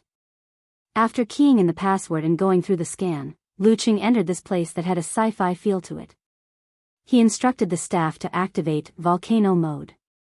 In one of the silver-white metal rooms, the heat was slowly eroding, gradually becoming scalding hot. Before long, the density of the air changed, causing the light to turn into a haze. Lu Cheng's long and deep breaths began to slow down. It seemed that he had to filter the air before he dared to let the air into his body to prevent it from burning his fragile body. Red and orange colors swam before his eyes. Lu Cheng felt as if he was completely engulfed in flames. His skin and pores were burning painfully. Invigorated, he activated Emperor Yen Force and controlled the flames around him. He tamed them like a child's toy and let them roam happily on his clothes. The temperature rose higher and higher until it reached a limit. Lu Cheng endured the burning sensation all over his body, got into a stance, and started practicing his punches and kicks. After the battle with the warrior sage, he realized that his opponent's ability to control the environment was very strong. Unlike himself, his supernatural ability and heaven and earth blessing were simply mixed together and didn't achieve the effect of 1 + 1 = 2. More importantly, the warrior sage had turned his own experience, thoughts, and understanding into moves that were closely connected to his surroundings. Therefore, it was mysterious and full of hidden changes. It was very much like the connection between man and nature. This is something I can't compare to him in. Apart from the training of my mind, I can't slack off in other areas. As he thought about it, Lu Cheng became more serious in his training. There wasn't a single drop of sweat on his body because it evaporated as soon as it came out. After an unknown period of time, he finally felt tired. He stopped his training and turned off volcano mode from the inside. Not bad. He smiled and warmed up his punches and legs. He slowly walked out of the laboratory and saw Guojia outside. Guojia expected to see Lu Cheng coming for morning training, but she didn't expect him to leave. She was a little stunned and blurted out, "So early?" "You're pretty early too," replied Lu Cheng with a smile. She's indeed a martial arts fanatic. Just watching from the side made her work harder. Guojia frowned slightly and didn't say anything else. She stepped into the volcano laboratory. Lu Cheng laughed and walked into the quiet and empty corridor. The sky was still dark. The moon was low, and the stars were low. The faint light shone in quietly, dragging his shadow long. There was a hint of excitement in his tiredness. Lu Cheng felt the cool breeze. His footsteps suddenly became lighter, as if the morning sun was coming after a long journey. At this moment, he had that feeling of, my future is not a dream. The next day was Monday. As usual, Lu Cheng participated in the guidance class of the reserve team as a physical invulnerability mighty one. Unexpectedly, he saw a familiar face among Tu Zheng and the others. It was the elegant and handsome Li Xiaoyuan, who looked like an immortal with his long hair draped over his shoulders. Li Xiaoyuan, the Li Xiaoyuan whose aesthetic taste had always left him dumbfounded, the Li Xiaoyuan whom he had met at the Martial Sage Candidate Challenge tournament in Yanling. Isn't he from Haiyuan Club? Lu Cheng muttered to himself, but he didn't show it on his face. Only when the guidance class ended did he stop Li Xiaoyuan and drag him to a corner. "You're here to observe?" Exchange learning," replied Li Xiaoyuan with a smile. Li Xiaoyuan chuckled and replied, "The higher-ups said that we can barely be considered as part of the same system and have some connections, so we need to interact more. So I was sent here." Lu Cheng's mouth twitched. "I just poached Optimus Prime, and now I'm sending you here. Are you trying to make enemies? SSS, you guys will fight?" Li Xiaoyuan seemed to be shocked. He widened his eyes and asked, but it wasn't clear if he was really afraid or just joking. Lu Cheng's face darkened. "How would a physical invulnerability mighty one have the time to deal with you? Have some dignity." Following which, he pouted and pointed at Jia Lu and the rest. "I'm afraid the members of the reserve team will get hot-blooded." "They." Li Xiaoyuan followed Lu Cheng's gaze, ran his fingers through his hair, and clicked his tongue. Then, he replied with interest, "That's pretty good. Why does this guy look like he's not afraid of trouble? To think that he looks like Ran Li, quiet and gentle." Lu Cheng took a deep breath and invited Li Xiaoyuan out for seafood as a host. In a seafood restaurant that Lu Cheng had verified, Li Xiaoyuan was holding a mantis shrimp that was much bigger than a palm. He smiled and said, I heard that there's a special way to eat this. You can use a pair of chopsticks to get rid of the shell. Isn't that simple for us? Lu Qing chuckled and pressed down with his finger. A faint purple line of fire spread rapidly, and the mantis shrimp's hard shell opened completely, revealing the plump and fair flesh. Lu Qing stuffed it into his mouth.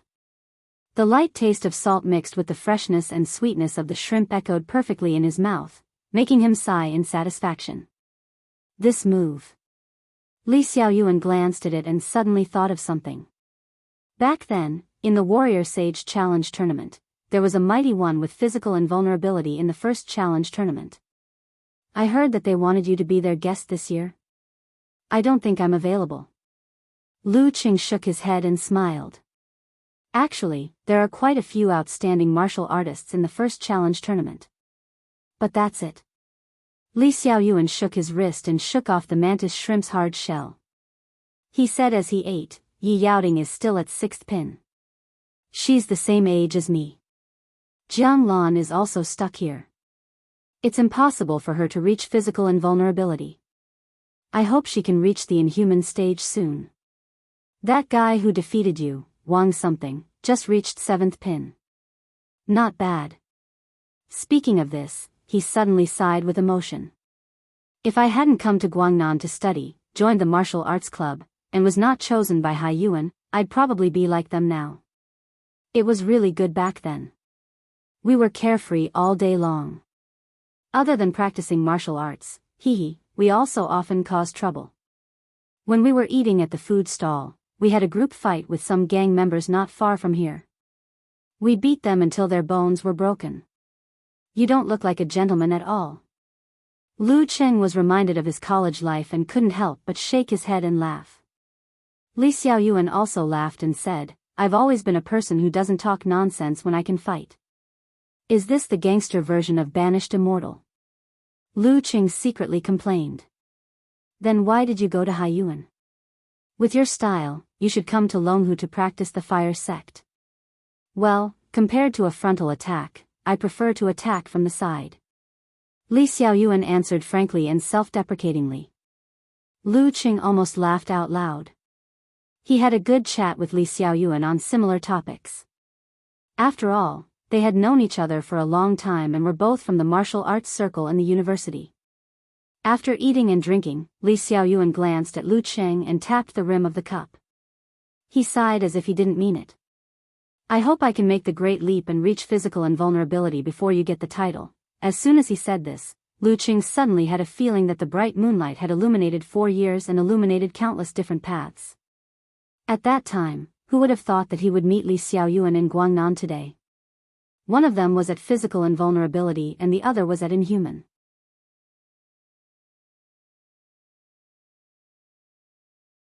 Chapter 676. Touched by Li Xiaoyuan's hope, Lu Qing gave him his encouragement and blessings.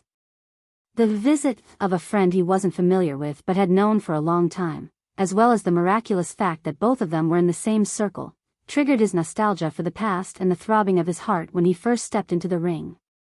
It was a perfect reflection of last night's reinvigorated thought of, my future is not a dream. In such a state, he was in a good mood, a little tipsy like before he quit drinking. So much so that after sending Li Xiaoyuan to the apartment arranged by the Longhu Club, he even took a stroll along the bridge by the river. He even climbed up to take a picture of the dazzling city that never sleeps for Yanjika. The next day, in the SUV heading to Longhu Club, Lu Qing sat upright with his eyes half closed, as though he was resting.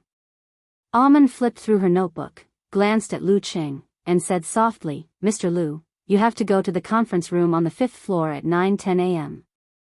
There are a few guests. What guests?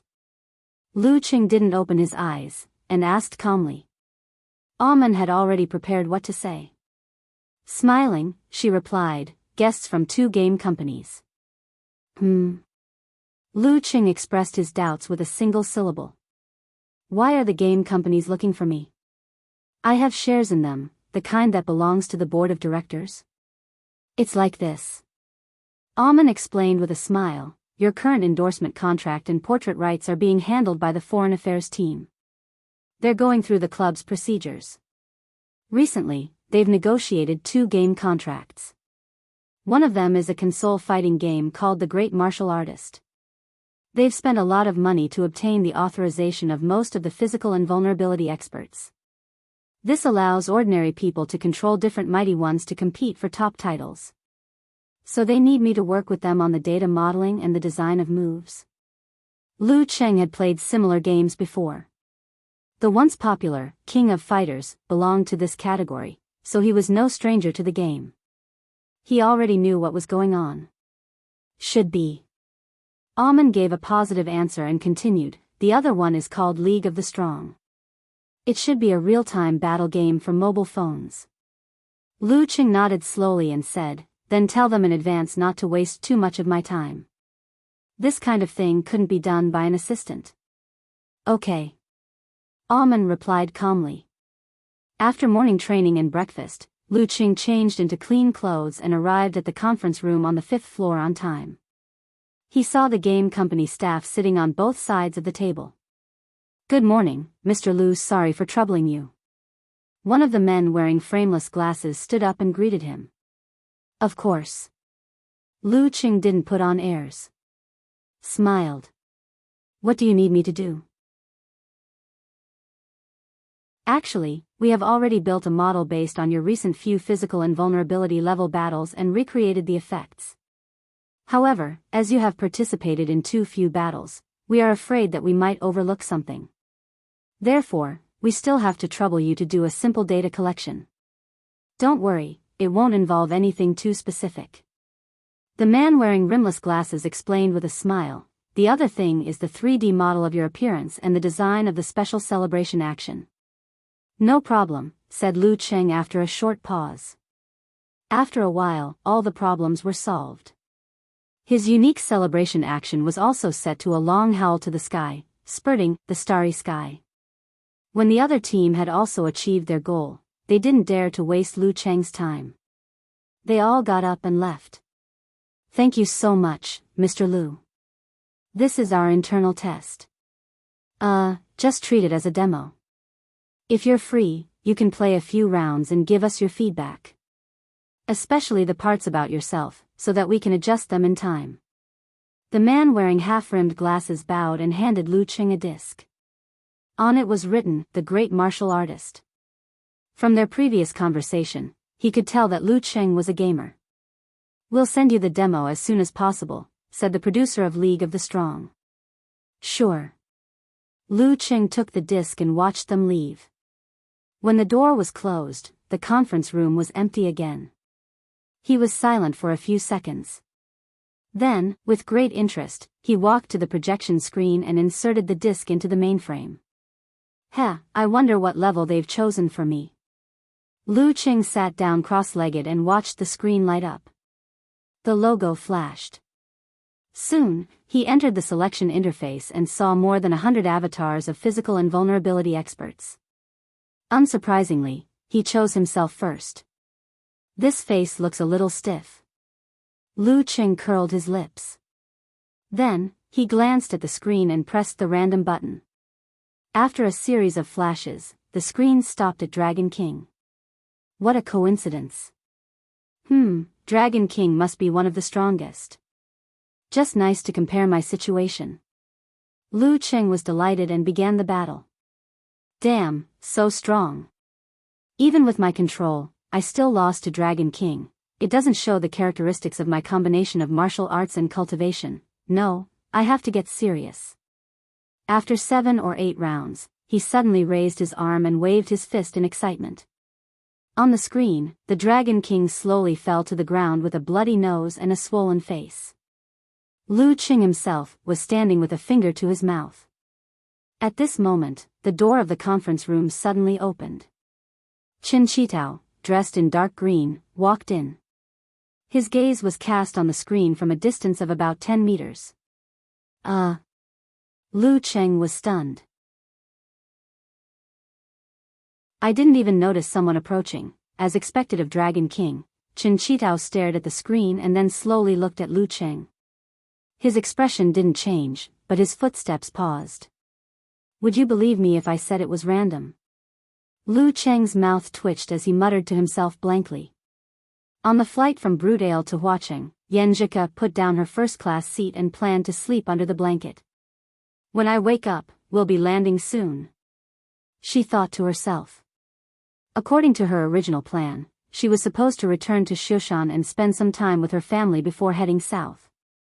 However, on the day of the ticket booking, she unexpectedly chose Huacheng.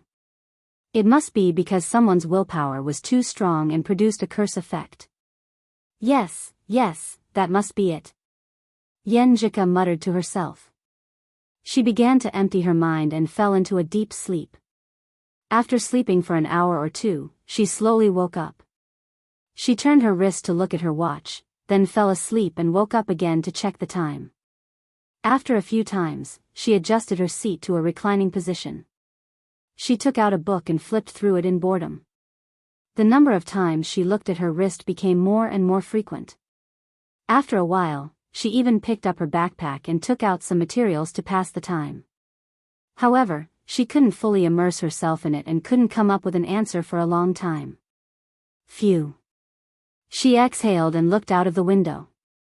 All she saw were the dark clouds and the light from the wings. It was peaceful and quiet.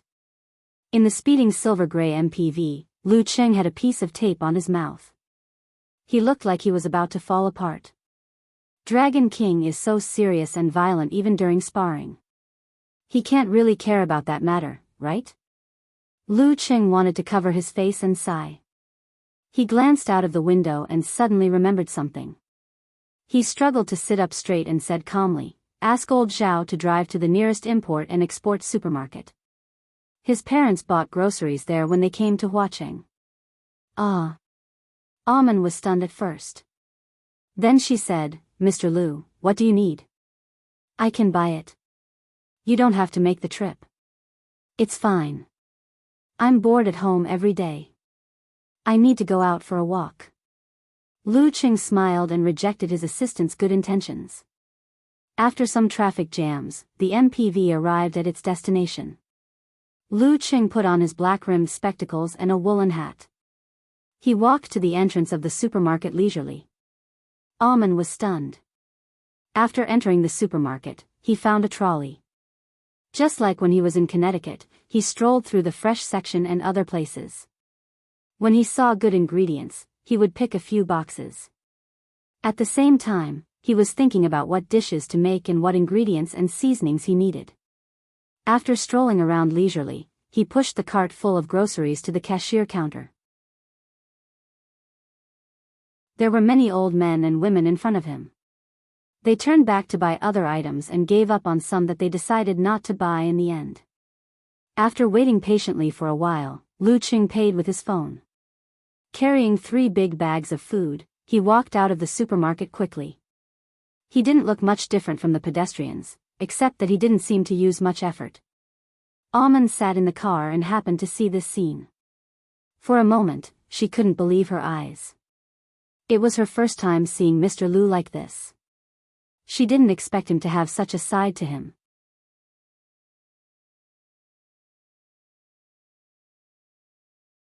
Chapter 677. A little past 4 in the afternoon, watching Heishui Airport, International Arrival Hall. Lu Cheng was in his usual disguise. With his hands in his pockets, he patiently waited for the arrival of the flight. From time to time, he would look up at the big screen to confirm the current situation of the plane and the exit. Time flew. When the app finally gave him a reminder, he changed his posture slightly and cast his gaze towards the exit. Although he knew he would have to wait for a while, he still scanned his surroundings. As he picked up his phone to reply to Yanjika's message, he sized up the front and reflected his surroundings. In less than 10 minutes, a familiar figure leaped into his eyes. The girl was wearing a pair of loose black casual pants and a thin white turtleneck sweater. Other than that, there was nothing else in her outfit. It was refreshing and simple. Compared to her schoolgirl look in the past, she seemed to be more intellectual now. When Lu Cheng saw Yanjika, she also noticed him.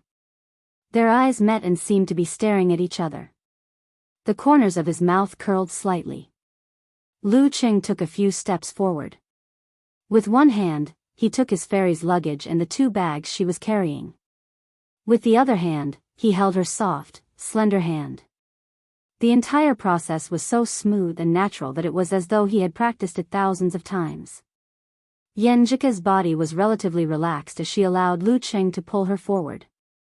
After a few steps, her other hand quietly reached over and wrapped around the crook of her husband's arm. She leaned her body against it. Lu Qing turned his head to look at the girl's delicate face and chuckled. I won't be bringing you out to appraise the delicacies of Huaqing today. It's time for you to see my true culinary skills.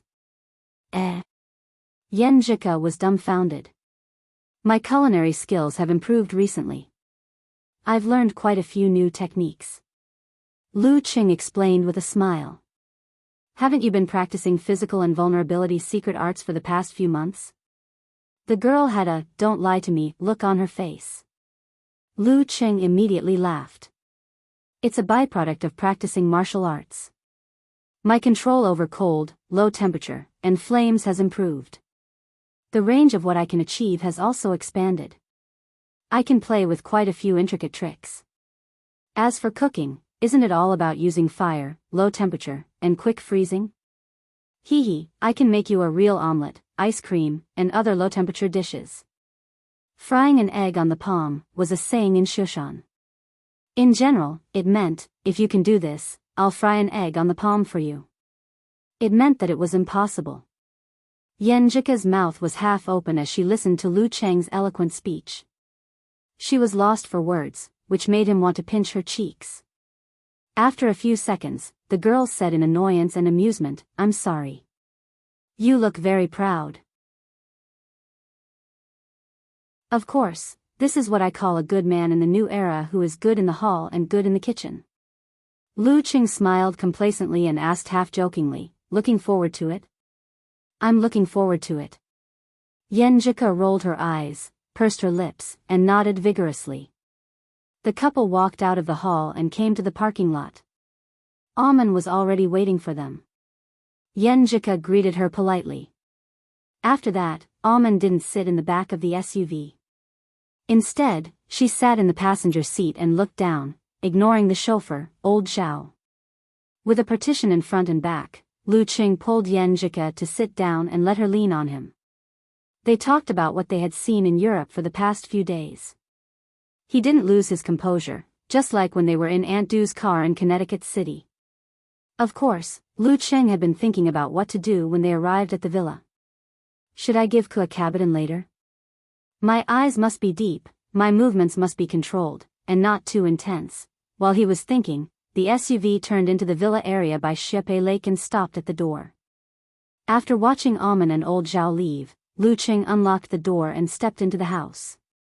His left foot was slightly hooked as he waited for the door to close. At this moment, he felt a grip on his arm. The beautiful face in front of him was enlarged, and there was a touch of warmth on his lips. Yenjika's heels landed on the ground. She looked to the side and walked to the living room. She raised her chin slightly and said, Hurry up and cook for me. Lu Qing touched his mouth and said with a smile, Okay. After answering, he lifted the suitcase and said, Put the things up first. Okay. Yenjika looked around curiously, comparing it with her original design ideas and what she saw in the videos and photos. It seemed that without Lu Cheng's introduction, she could clearly understand the purpose of every room and the original intention of every detail. She was no stranger to it. In this wonderful feeling, she followed her husband to the second floor and entered the master bedroom. She saw the floor-to-ceiling window painted by the burning clouds, gorgeous and dreamy. She also saw the Xiepe Lake not far away, glittering with golden scales. How is it? Isn't it beautiful? Lu Qing asked with a smile. Yenjika's various feelings were interrupted. She snorted and looked sideways at him. I wanted to compliment you, but now I can't. She put down the suitcase and slowly squatted down. Let me tidy up a little. After a few seconds, she felt something. She raised her head and saw Lu Qing looking at her with a smile. Why are you looking at me? Yenjika asked in a sweet voice. Lu Qing cleared his throat and smiled. I'll never get tired of looking at you. Before she could scold him, he also squatted down and didn't look away. He smiled and said, I'll help you tidy up. Yenjika seemed to be affected by his gaze and subconsciously looked to the side. She pushed Lu Qing up and said, You go and cook first. I'll be right down. Okay. Lu Qing also heard his stomach growling. Yenjika watched him disappear from the bedroom door. The dimples on her cheeks were outlined little by little, and the light in her eyes was overflowing. She lazily stretched her beautiful waist and quickly took out the luggage and sorted it. After doing all this, she strolled around the room, admiring every layout that had existed in her mind for a long time.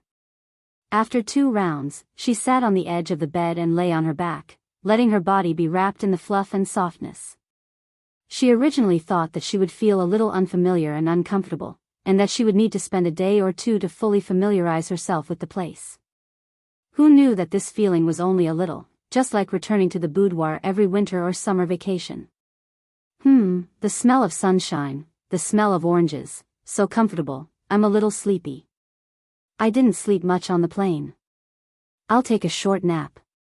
I'll get up in 10 minutes. 10 minutes. In the kitchen on the first floor, the ice cream was covered in light blue crystals, and then a strong smoke came out, as if it was a fantasy.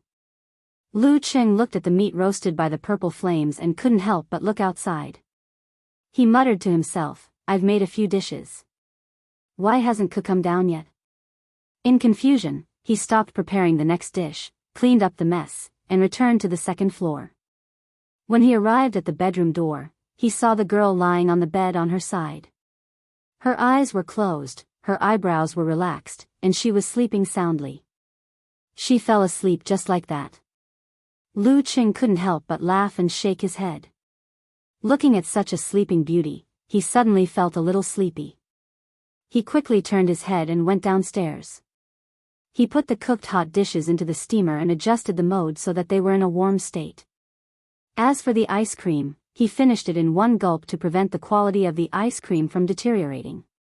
Silently returning to the bedroom, Lu Qing went to the other side and lay down beside Yenjika. Just as he came to a stop, the girl automatically turned around, wrapped her arms around him, and put her feet on him as if she was entangling him. Her breath was warm and sweet, and he smelled a fragrance. Lu Qing's lips curved into a smile. His body and mind relaxed, and he quickly fell into a deep sleep. The next morning, after a late dinner, Lu Qing and Yenjika took a commercial car and began their journey to the Longhu Club. According to the plan, they would live, as usual, for the next few days. They would train in the morning and wander around watching in the afternoon, experiencing different delicacies and specialties. At night, they might go out and look at the river of cars, or stay at home and burn their passion. When the last 2 rounds of the top professional competition were over, and the girl returned from Shushan or Jiangnan, they would go on a road trip that they had prepared for a long time. What are you thinking about? In the exclusive lounge, Lu Qing noticed that the girl was a little lost in thought. Thinking about the dishes you made. Yenjika pursed her lips and smiled. You can be called the Ice and Fire Devil Chef now. After saying that, she pushed Lu Qing out and said with a half smile, half anger, Go train. You have to bring me around watching in the afternoon. Okay. Lu Qing smiled and walked out of the lounge in high spirits, heading for the training ground. Watching him leave, Yenjika experienced the energetic state of her husband. He's quite hard-working. Qing has to train, and I have things to do. I have important things to do too, so I won't be idle. The girl turned to Almond beside her, smiled faintly, and said, Give me a copy of his, relevant financial statements.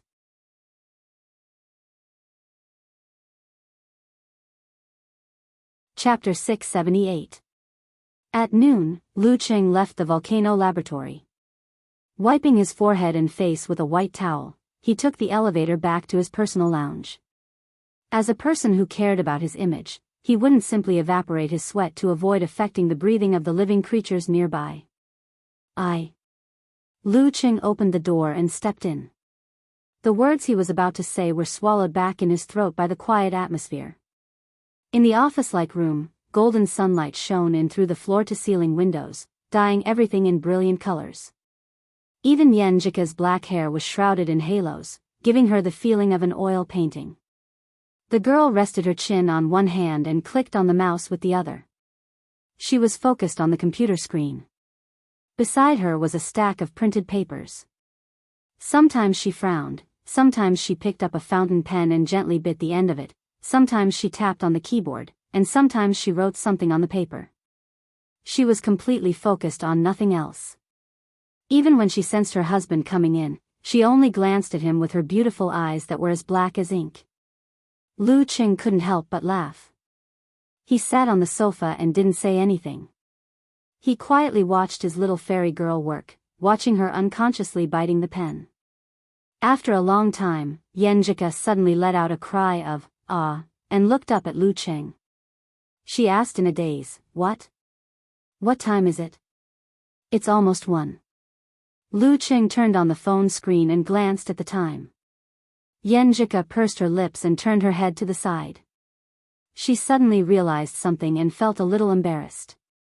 "I was wondering why I always wanted to eat something. Haha, it's not too late now. It's not even noon yet." Lu Qing stood up and walked towards his little fairy girl. "Yes, I want to eat crab roe dumplings, sugar cakes, shrimp dumplings, and..." Yenjika muttered to herself. She couldn't help but swallow her saliva. Then she put away the paper and pen. Waving her hand, she said, "We'll do the rest tomorrow." Lu Qing held her hand and smiled in agreement. "I want to continue tomorrow too." In the afternoon, Lu Qing and Yenjika walked out of the restaurant side by side. They took the escalator to the ground floor. There are so many people over there. While the sun was setting, the girl saw a group of people surrounding a certain door on the left side of the street through the window. She didn't know what they were looking at. Lu Qing followed her line of sight and only saw a dark mass of figures. He suggested with great interest, "Let's go and have a look." Even physical invulnerability experts were curious and had the genes of onlookers. Sure. Yenjika was equally excited. When they reached the bottom floor, the young couple first exited the entrance of the mall and walked around for 100 meters before they arrived at the place where the crowd was gathered. They found that both the upper and lower floors of the mall were decorated in the same style. It was light and elegant, deep and profound, and it was very Japanese. Shinya Dojo. Lu Qing read out the name of the sign. "It sounds like a martial arts club in Japan." Yenjika guessed thoughtfully. "I think I've heard of it before. It's an ancient school." Lu Qing looked around and saw many women in kimonos. They stood side by side at the entrance, forming a beautiful scenery that attracted the eyes of passers-by. On the tables on both sides of the entrance were several katanas of different lengths. "It's definitely a martial arts dojo." Lu Qing made a definite judgment. Yenjika's eyes turned up and suddenly laughed. "Does this count as stealing our jobs? Go, Husky, kick their dojo and smash their cards." While the girl was putting on a show, Lu Qing just smiled and said, "It's nothing. Aren't there so many martial arts dojos in America? Didn't I train a group of Taoists? Well, in this day and age, everyone likes novelty. Martial arts with exotic characteristics, unusual atmosphere, and a long history, it's hard not to be popular." Yenjika bit her lower lip and smiled with dimples. They chatted for a while on this topic.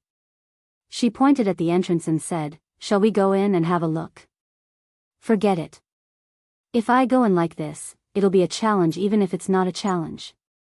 And it'll be bullying the weak." Lu Qing hesitated for 2 seconds. Yenjika puffed up her cheeks and nodded slightly. "You're right. Besides, there's nothing to see in a dojo that's open to the public." On the second floor of the Shinya Dojo, a girl in a red and white kimono strolled to the window and looked out at the bustling business district nearby. She was a little over 160 centimeters, with baby fat on her face. Her eyes were clear and deep. She was none other than Kori Karasawa, the successor of the Shinjai sect. "Kori-chan, what are you looking at?" A girl with slanted bangs slowly approached Kori Karasawa. Her facial features could only be described as clean and natural, but when she smiled, her eyes were curved and radiant. Kori Karasawa held a sheathed tachi in her hand and replied with a relaxed expression, "Just by looking at this bustling city, there doesn't seem to be much difference between China and America, except for the language, but the unique feeling of walking is completely different. Do you Shinjai sect people speak so strangely? It feels like a real monk." The girl who asked the question smiled. "Let's talk about you instead. Why did you suddenly apply for a visa to come to China? Didn't you just enter the realm of God not long ago?" Kori Karasawa scanned the streets and confirmed a few surveillance points. Suddenly, she sighed and said, "I'm here to fulfill a wish. During the King of Youth Pro League, I clearly advanced to the inhuman stage earlier than China's Penkuan. Yet, I lost to him. It was partly because I didn't use a real weapon, and partly because he was indeed very strong. That time, I told myself to challenge him again with all my might. When I returned from the war-torn zones 2 months ago, I realized that even Penkuan's speed of advancement had surpassed mine. I didn't want to wait any longer. I was afraid I would lose my courage if this continued, so, after I mastered all the sword techniques of the Shinjai sect, I immediately applied to come here." "Peng Liyun, why didn't you go straight to Hudong?" asked the girl with slanted bangs with a slight frown. "I wanted to walk around for a while to build up my momentum."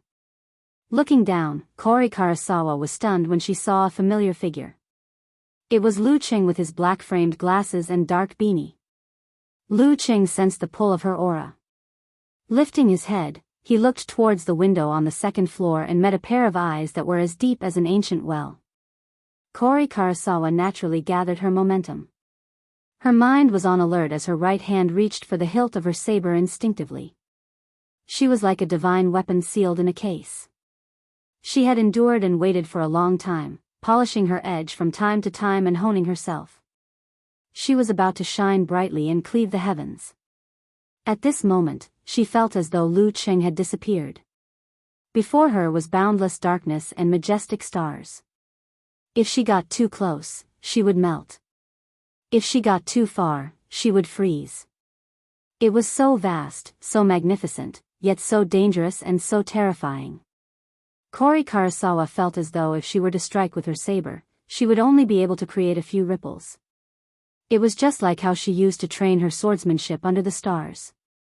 Her target could be a waterfall, a bamboo forest, or a boulder, but never the night sky. That would be a waste of energy and wouldn't be of any use. Her right hand rested on the hilt of her saber for a long time. The universe receded and the stars faded. Lu Qing retracted his gaze and pulled Yan Zhika to the other end of the street. "What happened just now?" asked the girl, unable to hide her confusion. Lu Cheng's lips curled slightly as he replied calmly, "A former opponent. She has also advanced to physical invulnerability." On the second floor, Kori Karasawa took a deep breath as she watched the two disappear into the distance. She had long heard about his advancement to physical invulnerability. She had also seen his recent battles and understood his current standards. However, compared to her previous encounters, he seemed to have undergone some fundamental changes. He had become very strange, so strange that there was no precedent. It was also strange that she couldn't draw her saber. Seeing Kori Karasawa remain silent for a long time, the girl with the slanted bangs waved her hand and said, "Kori-chan?" "Huh?" Kori Karasawa tilted her head in confusion and returned to her senses. "What are you thinking about?" asked the girl with the slanted bangs after some deliberation. Kori Karasawa pondered for a good 10 seconds before replying, "There are too many physical invulnerability mighty ones in China." The girl with the slanted bangs waited for her to continue. Kori Karasawa's face darkened slightly as she continued, "And we have too few." Without waiting for the girl with the slanted bangs to ask further, she continued, "That's why we can't organize such large-scale professional competitions and title matches. We can't be like their physical invulnerability mighty ones, who have to constantly improve their Dao and techniques. That's true. The girl with the slanted bangs couldn't lie to herself and nodded in agreement. At this moment, Kori Karasawa suddenly smiled sweetly and said in an ethereal tone, "Do you think I can stay in China and participate in such competitions? Not only do they have sects, but they also have the union and clubs. They should be able to invite foreigners, right?"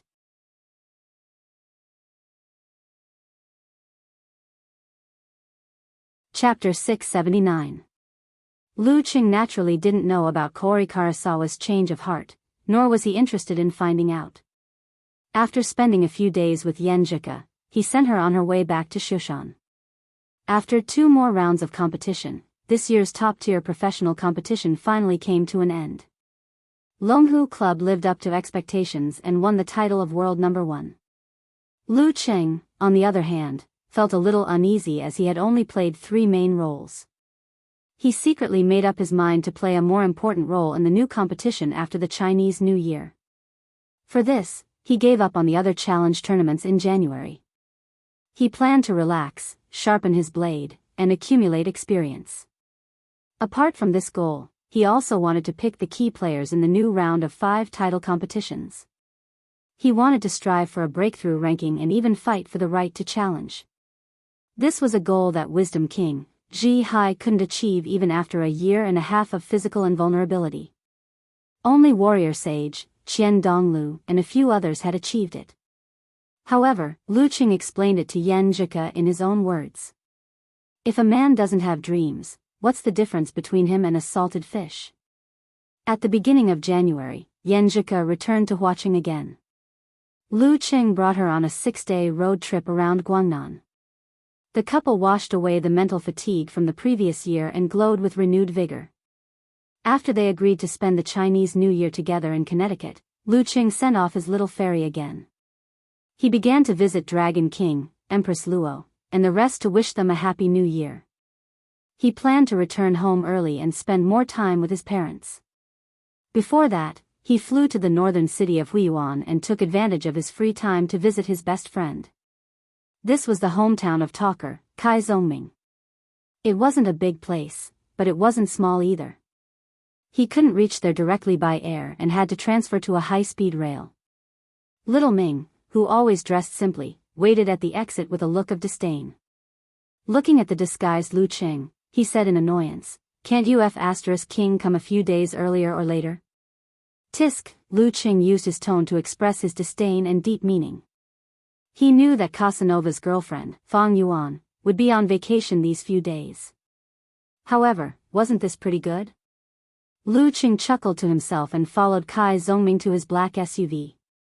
He opened the trunk and put his luggage inside without a care in the world. "Why don't you try our special barbecue first?" Kai Zongming suggested. "Sure. Didn't you always say that Hui Yuan's roasted lamb tail is the best?" Lu Qing recalled Talker's previous boast. Kai Zongming skillfully turned the steering wheel and said, "You'll know once you try. The meat is very lively, very tender, and very fragrant. Once you bite into it, that feeling. When I was in middle school, because I practiced martial arts for 3 days and 2 days, after self-study at night, I was often very hungry. Every time I didn't go home, I would order 10 skewers of lamb's tail outside the school. 10 skewers. TSK, that taste is something I will never forget for the rest of my life. Damn, you used to have a lot of pocket money." When I was in high school, I had to save for a few days to afford barbecue skewers. Not to mention when I was in junior high school. I even bought breakfast on credit. Lu Cheng's exclamation was not the main point at all. Please respect a rich second generation. Xiao Ming gave a concise and comprehensive answer. After chatting for more than 10 minutes, he drove to a rather bustling commercial street and found a barbecue shop at the back. 40 skewers of lamb's tail. Do you want large kidneys? Kai Zongming picked up the menu and looked at Lu Cheng with an ambiguous smile. What's with that expression? Lu Cheng made a disdainful gesture. You're sleeping next to me tonight. I'm afraid you'll attack me at night if you eat too much large kidneys. Kai Zongming made a dirty joke. Then he rattled off a list of dishes to the waiter. While waiting for the barbecue, Lu Cheng, as a guest and a junior, asked with concern, "Hey, talker, how's your dad's body recently? His complexion is better, but..." Sigh, he won't listen. The doctor asked him to stop drinking, but he won't. He has to drink a glass every day at noon and at night. When I tried to persuade him, he would get angry and say that there's no point in living like that. He'd rather die. Kai Zongming spread his hands and said, "What can I do? I'm also very desperate. It shouldn't be a problem to drink a little, as long as you don't overdo it." Lu Qing knew nothing about this, so he could only comfort him casually. Following this topic, Kai Zongming talked about his life in the past few months. "I find that doing business is really tiring. I have to force a smile every day, entertain people I don't want to entertain, and say things I don't want to say. You've learned to be sentimental?" Lu Qing comforted him in a joking way. Kai Zongming was angry and amused. "Are you here to do crosstalk with me? But my family's business has been going downhill in the past 2 years. Sigh, the whole industry is entering the twilight period. The smaller scale companies are going bankrupt one after another. I want to take this opportunity to slowly liquidate and let my relatives and friends understand the direction of the wind. They can quit. If they want to take over, I can directly transfer it to them. What about after that? Wouldn't you be unemployed then?" Lu Qing teased. Kai Zongming snorted and waved his hand heroically. "My family is still strong. Did you see that commercial street just now? 1/3 of the shops are ours." "Damn." Lu Qing laughed and said, "Then should I call you Kai Banqing? Can't you count? It's obviously only 1/3. Little Ming retorted. Then he sighed with emotion, "Then I'll be free and easy. I'll continue to practice martial arts while doing live streaming. I can live at home for half a year and stay in the capital for the other half." "Live streaming?" Lu Qing caught the keyword and asked in confusion. Kai Zongming laughed and said, "I've been watching live streaming of martial arts competitions on the internet recently and found that many commentators are not only bad at martial arts, but also boring. So I just casually made a live streaming room and planned to show them what professionalism and style are." Then I'll help you with a small advertisement later," Lu Qing said with interest. Kai Zongming hurriedly waved his hand. "No, not at the moment." "Why?" Lu Qing was surprised. Kai Zongming answered with a serious face, "I want to rely on myself to try." Without waiting for Lu Qing to speak, he pointed to himself and said, "Do you see my handsome face? This time I want to rely purely on my own talent. This kind of pain is not something an ordinary guy like you can understand. Get lost." Lu Qing and Kai Zongming looked at each other and laughed together. After laughing for a while, little Ming wiped the corner of his eyes and said, "To be honest, this is just for fun. If there is a need in the future, we'll talk about it." At this time, the first batch of skewers was served and the two began to eat. After eating and drinking, Lu Qing praised the sheep's tail while walking with Kai Zongming in the commercial street to digest the food. "Here, the place where I started to practice martial arts." While walking, little Ming pointed to a martial arts dojo by the street. The name of the dojo was, as expected, ordinary. It was called Huiyuan Stars. When the kidnapping happened? Lu Qing recalled the conversation in the past. "Yes." Kai Zongming smiled and said with half emotion and half longing, "Every time I pass by here, I think that if I'm really free, I'll still try to practice martial arts. Not necessarily on this path, but at least I'll have a taste of the dance stage. Otherwise, I won't be satisfied." "Damn it, what do you mean by round and bright? You make it sound like a man can get pregnant." Lu Cheng's mouth twitched and said, "Talker, I think you shouldn't do a live broadcast as a commentator. Do a live broadcast as a crosstalk. Yes, you'll definitely be popular." Just as Kai Zongming was about to reply, an old man in a black woolen coat walked out of the dojo. He was about 60 years old, still had black hair, and looked hale and hearty. If not for the obvious wrinkles on his face, it wouldn't be an exaggeration to call him middle-aged. "Kai, Zongming. The old man glanced over and was stunned for half a second. Hello, Coach Yu. Little Ming greeted with a smile. Then, he lowered his voice and said to Lu Qing, I'm the martial arts initiation coach. Old man Yu walked over with his hands behind his back. He sized up the student in front of him and said with half a smile and half a sigh, You're full of vitality and didn't stop training. I often tell others that you're the one I regret the most. If you had been more serious, focused, and worked harder, you definitely wouldn't be where you are now. After sighing, he didn't say anything else. After a few words of greeting, he patted Kai Zongming on the shoulder and slowly turned to leave. Your initiation coach is pretty good. Lu Qing listened quietly and sighed with emotion as he looked at the back of old man Yu. It's been so many years, but he still remembers Talker. Kai Zongming chuckled and said, Coach Yu is indeed a good person. He's an elder worthy of respect. The only problem is that he's too prideful and likes to take advantage of others. What do you mean? Lu Qing asked, amused. Kai Zongming pointed at the entrance of the Martial Arts Center and said, Songqing University Martial Arts Club used to be quite famous in the country. Once, when I passed by here, I saw my poster. It said something like outstanding student and Lu Qing and Lin Kei's teammate. It's so King embarrassing. Haha. Lu Qing laughed out loud. Old man Yu strolled down the street and subconsciously looked back. He happened to see Lu Qing and Kai Zongming's departing figures and felt that they were both familiar. I don't know them. He smiled and shook his head. He continued to turn into a nearby neighborhood. Suddenly, he froze on the spot. He overlapped another figure with a certain expert. Even though it was disguised, it was definitely him. Old man Yu hurriedly looked back, but the figure had already disappeared without a trace. For a moment, he was disappointed and his heart ached. It was like there was a stack of money on the ground, but he didn't notice it and couldn't pick it up. He remained in this state for a long time. Even when he returned home, old man Yu was still sighing. He didn't even taste the supper his wife made.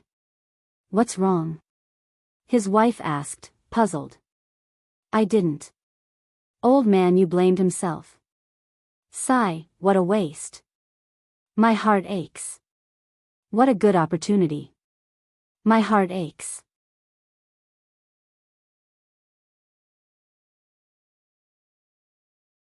Chapter 680. After 2 days in Huiyuan, Lu Qing received a call from Empress Luo just as he was about to return. The military has a mission for you. Ning Zidong went straight to the point. What mission? Lu Qing wasn't dumb enough to agree right away. Ning Zidong chuckled. It's nothing difficult. A faction has formed in the war-torn zone to the south of our country. It's involved in the cultivation, manufacturing, and trafficking of drugs. It's seriously affecting the peace of the border region. After a long discussion, we've come to an agreement with the Americans to conduct a joint cleanup operation. This has something to do with the Americans? Lu Qing asked sharply. How else do you think Ta Gu and his gang were able to grow so strong under our watch? The American intelligence agencies are best at such things. Instigating, subverting, disrupting order, fostering power, creating chaos. Ning Zidong replied sarcastically. Anyway, Ta Gu and his gang aren't enough weight on the enemy's scales. Then what do I need to do? Lu Qing didn't beat around the bush and asked about his own mission. Support. Don't let any of Ta Gu and his gang slip through the net, Ning Zidong said succinctly. Lu Qing came to a sudden realization and answered his own question. Is there a physical invulnerability mighty one among them?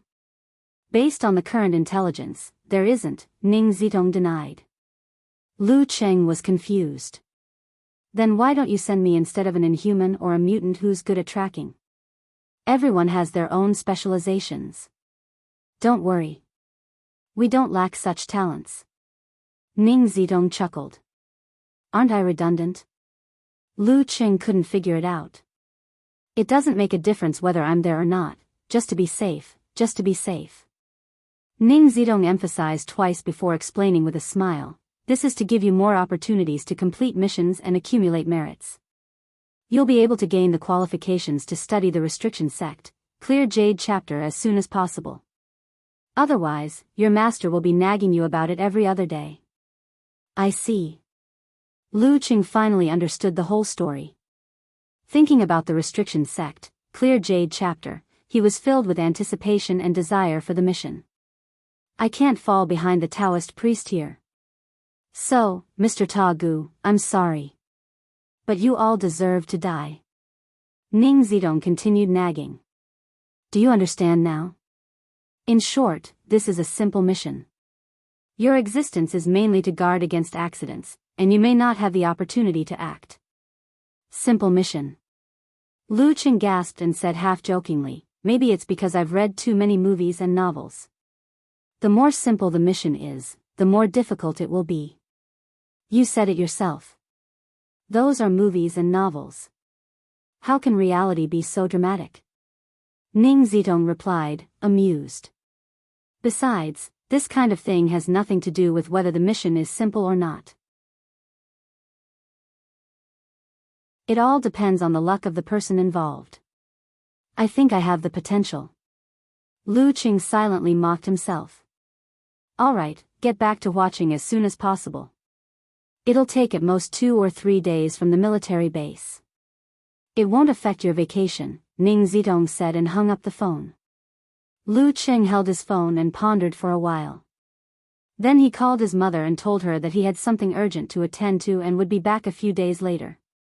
Then he told Yan Zhika that he had accepted a mission, but he didn't mention the details because of the confidentiality clause.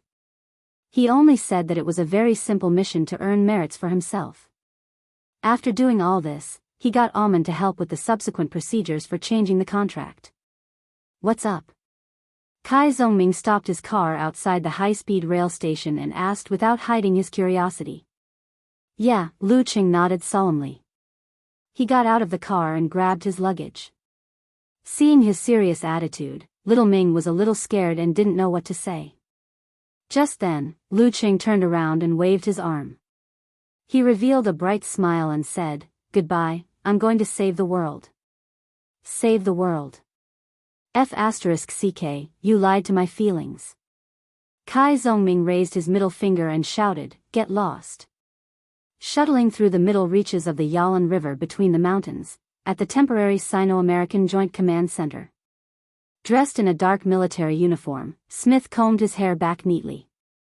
Wearing a pair of black sunglasses and white gloves, he looked around curiously. He was excited at one moment and nervous at the next. After Lu Cheng's guidance, the former Spider-Man had found a capable ascetic from the mission sect to be his mentor.